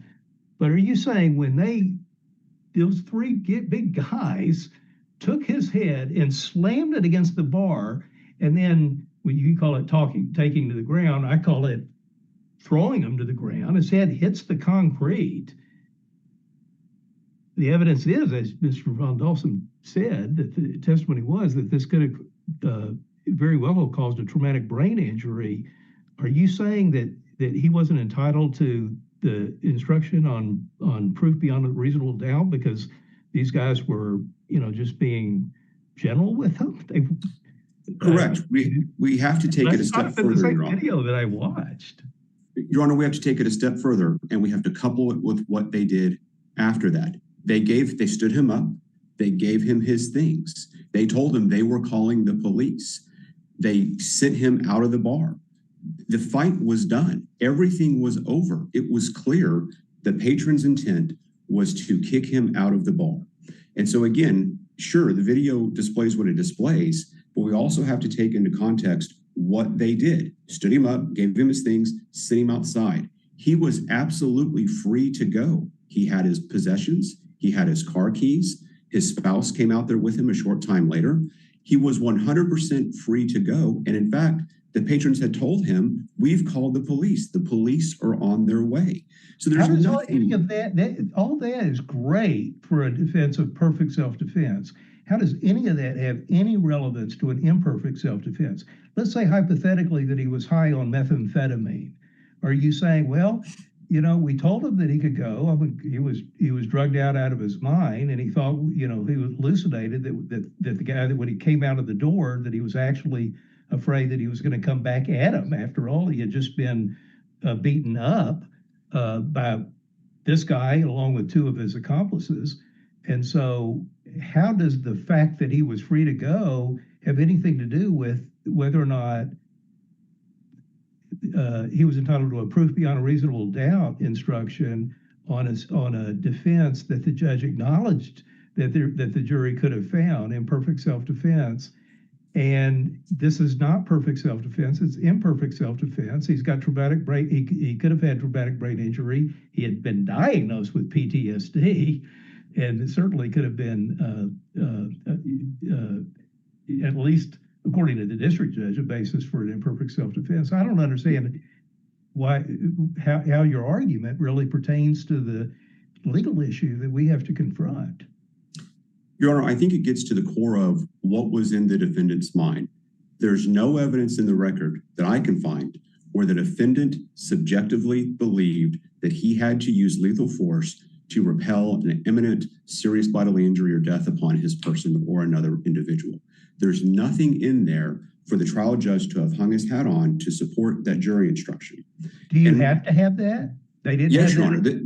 In Toledo, for example, the court said that, as you point out, that the defendant did testify that he was under the subjective apprehension of bodily harm, but the court also said, but there was other evidence involving his psychological defects, and those would have contributed to maybe a subjective apprehension of bodily injury. How do you distinguish Toledo? Your Honor, I think the defendant tells us that he's no longer in a defensive state of mind. So remember, when the fight's over and they stand him up and they're walking him out of the door, he goes on the offensive. It's gone from a defensive situation to an offensive situation, and his state of mind reflects that. He uses a anti-gay slur and says that he's going to kill the bar patrons. He goes outside. He's combative with his wife. And this whole concept that he doesn't recognize his wife is substantially hard to credit. She comes out and she stumbles, and he swears to her and calls her a very bad thing. I won't quote it here, it's in the brief, but he's clearly being combative and insulting towards his wife. And then he pistol whips his wife. Clearly, again, the defendant is on the offensive. This isn't some defensive state of mind. He doesn't tell his wife, look out, they're coming to get us. He doesn't tell his wife, hey, we need to get in the car and go. He doesn't tell his wife, run. He doesn't tell his wife, call the cops. I'll stand here and make sure they don't come and get us. He's very abrasive and offensive towards his wife. She goes Counsel, back. can I interrupt, because I want to kind of back you up, and I think we're all familiar with these facts, and you're arguing facts, and I don't understand why we're talking about facts at the error stage, whether there was plain error. What is this? Are we talking about substantial rights now? Because you have to concede there was error here based on Mary Boy. I mean, at the point of error or plain error, we don't look at whether or not this instruction should not have been given. We are assuming the district court gave the instruction, there was a reason for it, and now our case law is clear. It was error. It was error not to, and it was plain error. It's clear that it's plain error. It was error not to explain that it was the government's burden to disprove this point. But I guess where I'm going with this is, I think you're talking about this might have some relevance to substantial rights, but I don't see any case where we've looked at this as substantial rights on the third prong. And you cite some case from the Second Circuit. I don't even know if that was a plain error case, but if it was, that was a completely different case that they looked at this issue, and the defendant actually committed an armed robbery, and essentially they found he invited the error. But I don't see any authority that says once we find that there was plain error on this instruction, that we don't just reverse in terms of how this might have impacted the jury. We don't go back and say, well, let's take a look at these facts again and let's judge for ourselves whether this should have ever been given in the first place. Is that something we do at prong 3? Your Honor, I think Sago indicates that that's the case. That was very important in the Sago case, is that it wouldn't have made a difference in that particular set of facts. Additionally, the court's recent decision— Was that a prong 3 in Sago? Your Honor, I believe that's how they analyzed that case, okay. Your Honor. I believe that's correct. Okay. It was under prong 3 of plain error. Additionally, the court's recent case in Brown, I believe it's a March of 2025 case. In that case, as I recall, one of the things that they analyzed, maybe even under prong 3 and 4 of plain error, was there wasn't an overwhelming amount of evidence regarding the premeditation, regarding the facts of the case. Well, here we have the opposite. I would submit to this court that we do have an overwhelming amount of evidence the defendant committed a premeditated murder and had no subjective belief that he was under some sort of immediate or imminent threat of serious bodily injury to himself or another. So that's what I'm struggling with is, I think what Judge Moritz is struggling with. It sounds like you're arguing that there was no error in the instruction. I mean, that's not where we are, is it? I mean, there is the court. We are accepting that the court should have given the instruction, that the court erred in not putting the burden where it should be. And the question is what the consequence of that is. Isn't that where we are? I'll agree with half of that, Your Honor. I agree the instruction is wrong. I agree the instruction as given is an error. I can't agree, Your Honor, that the defendant was entitled to it in the first place. And so what I'm trying to argue, Your Honor, is even if the court hadn't given it, then we wouldn't be error. So therefore, if the defendant got it, the the error inured in a way to his benefit because he got to argue for something that, frankly, the United States does not believe he was entitled to argue. He did not present enough evidence, although the standard is remarkably low, did not present enough evidence to show that he actually possessed the belief that he was in imminent fear of death or serious bodily injury. There's not enough evidence there to even warrant the instruction. And so that's my proposition, that there's not an error because he wasn't even entitled to the instruction. To the extent that he was, then we really get into prong 3, where it wouldn't have made a difference because the defendant's guilt in this case was substantially overwhelming. He said 2 different times, "I'm going to kill you." He walked 50 feet to his car, got his gun, loaded it, according to the testimony, didn't get his gun straight out and fire, and most importantly, didn't shoot at the door where the patron came out and asked him what he was doing, but shot 9 times in a spread pattern across the width of the bar. There is no doubt at all that it just would not have made any difference. There's no jury instruction in the world on self-defense that would have made a single bit of difference in this case. Is it a problem that imperfect self-defense was not included among the elements that the government didn't need to disprove? So in other words, if we disagree with you and think that viewing the evidence of light most favorable to the defendant, that he would have been entitled to an instruction, the very instruction that the district court did give, but not in the context of one of the elements that the government had to disprove in order to find one of the elements in order to convict the defendant of first-degree murder. Is that a problem? If we think that the jury could have found imperfect self-defense, even if the evidence was overwhelming? If it would have made a difference, I think is the question that the court has to answer. And if it would have made a difference, then the jury was improperly instructed. And that has historically in the circuit survived plain error review, starting with, I don't think Britt was plain error, but in the cases after Britt in the plain error context, when that instruction is given poorly or doesn't identify the government's burden, then that has constituted plain error. But you understand that is not my question. There's 2 separate arguments that I think Mr. Van Delsum has made. Most of the attention has been focused in his briefing and today on his argument that the government wasn't put to its burden of disproving imperfect self-defense beyond a reasonable doubt. But one of the problems that he's identified is when the judge gave the elements for first-degree murder, he did not include the need to disprove at all imperfect self-defense. So theoretically, the jury could have gone into the deliberation room and said, well, let's look through the elements of first-degree murder, and I don't see anything about imperfect self-defense. Yeah, he had a design to kill the person, never considered whether or not he had a design because he was afraid that he was going to be killed or beaten up. And so is that a problem?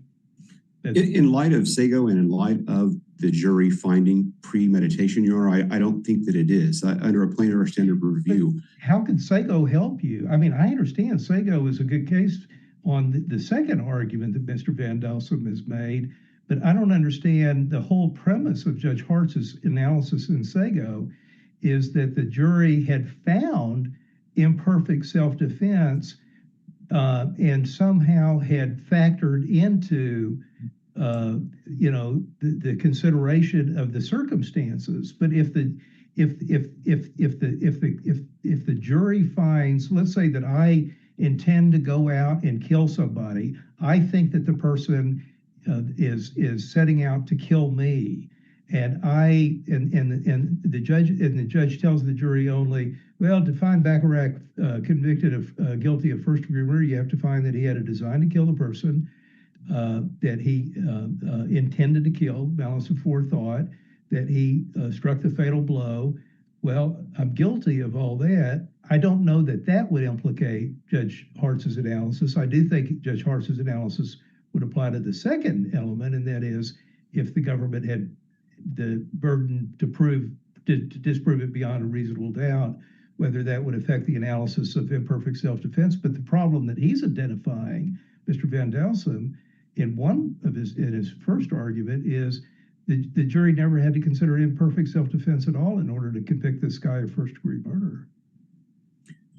Your Honor, I don't think that it would have made a difference. And so again, back to the government's original argument, we don't have error because the defendant was never entitled to the instruction. Okay. That's the United States' position in this case. Your Honor, I'm very, very close to out of time. I'm happy to answer any additional questions. I don't think we have any, and I think your time, Mr. Van Delsum, is out, and so case is submitted. Thank you, counsel. We appreciate your arguments. Thank you. And the court will be in recess.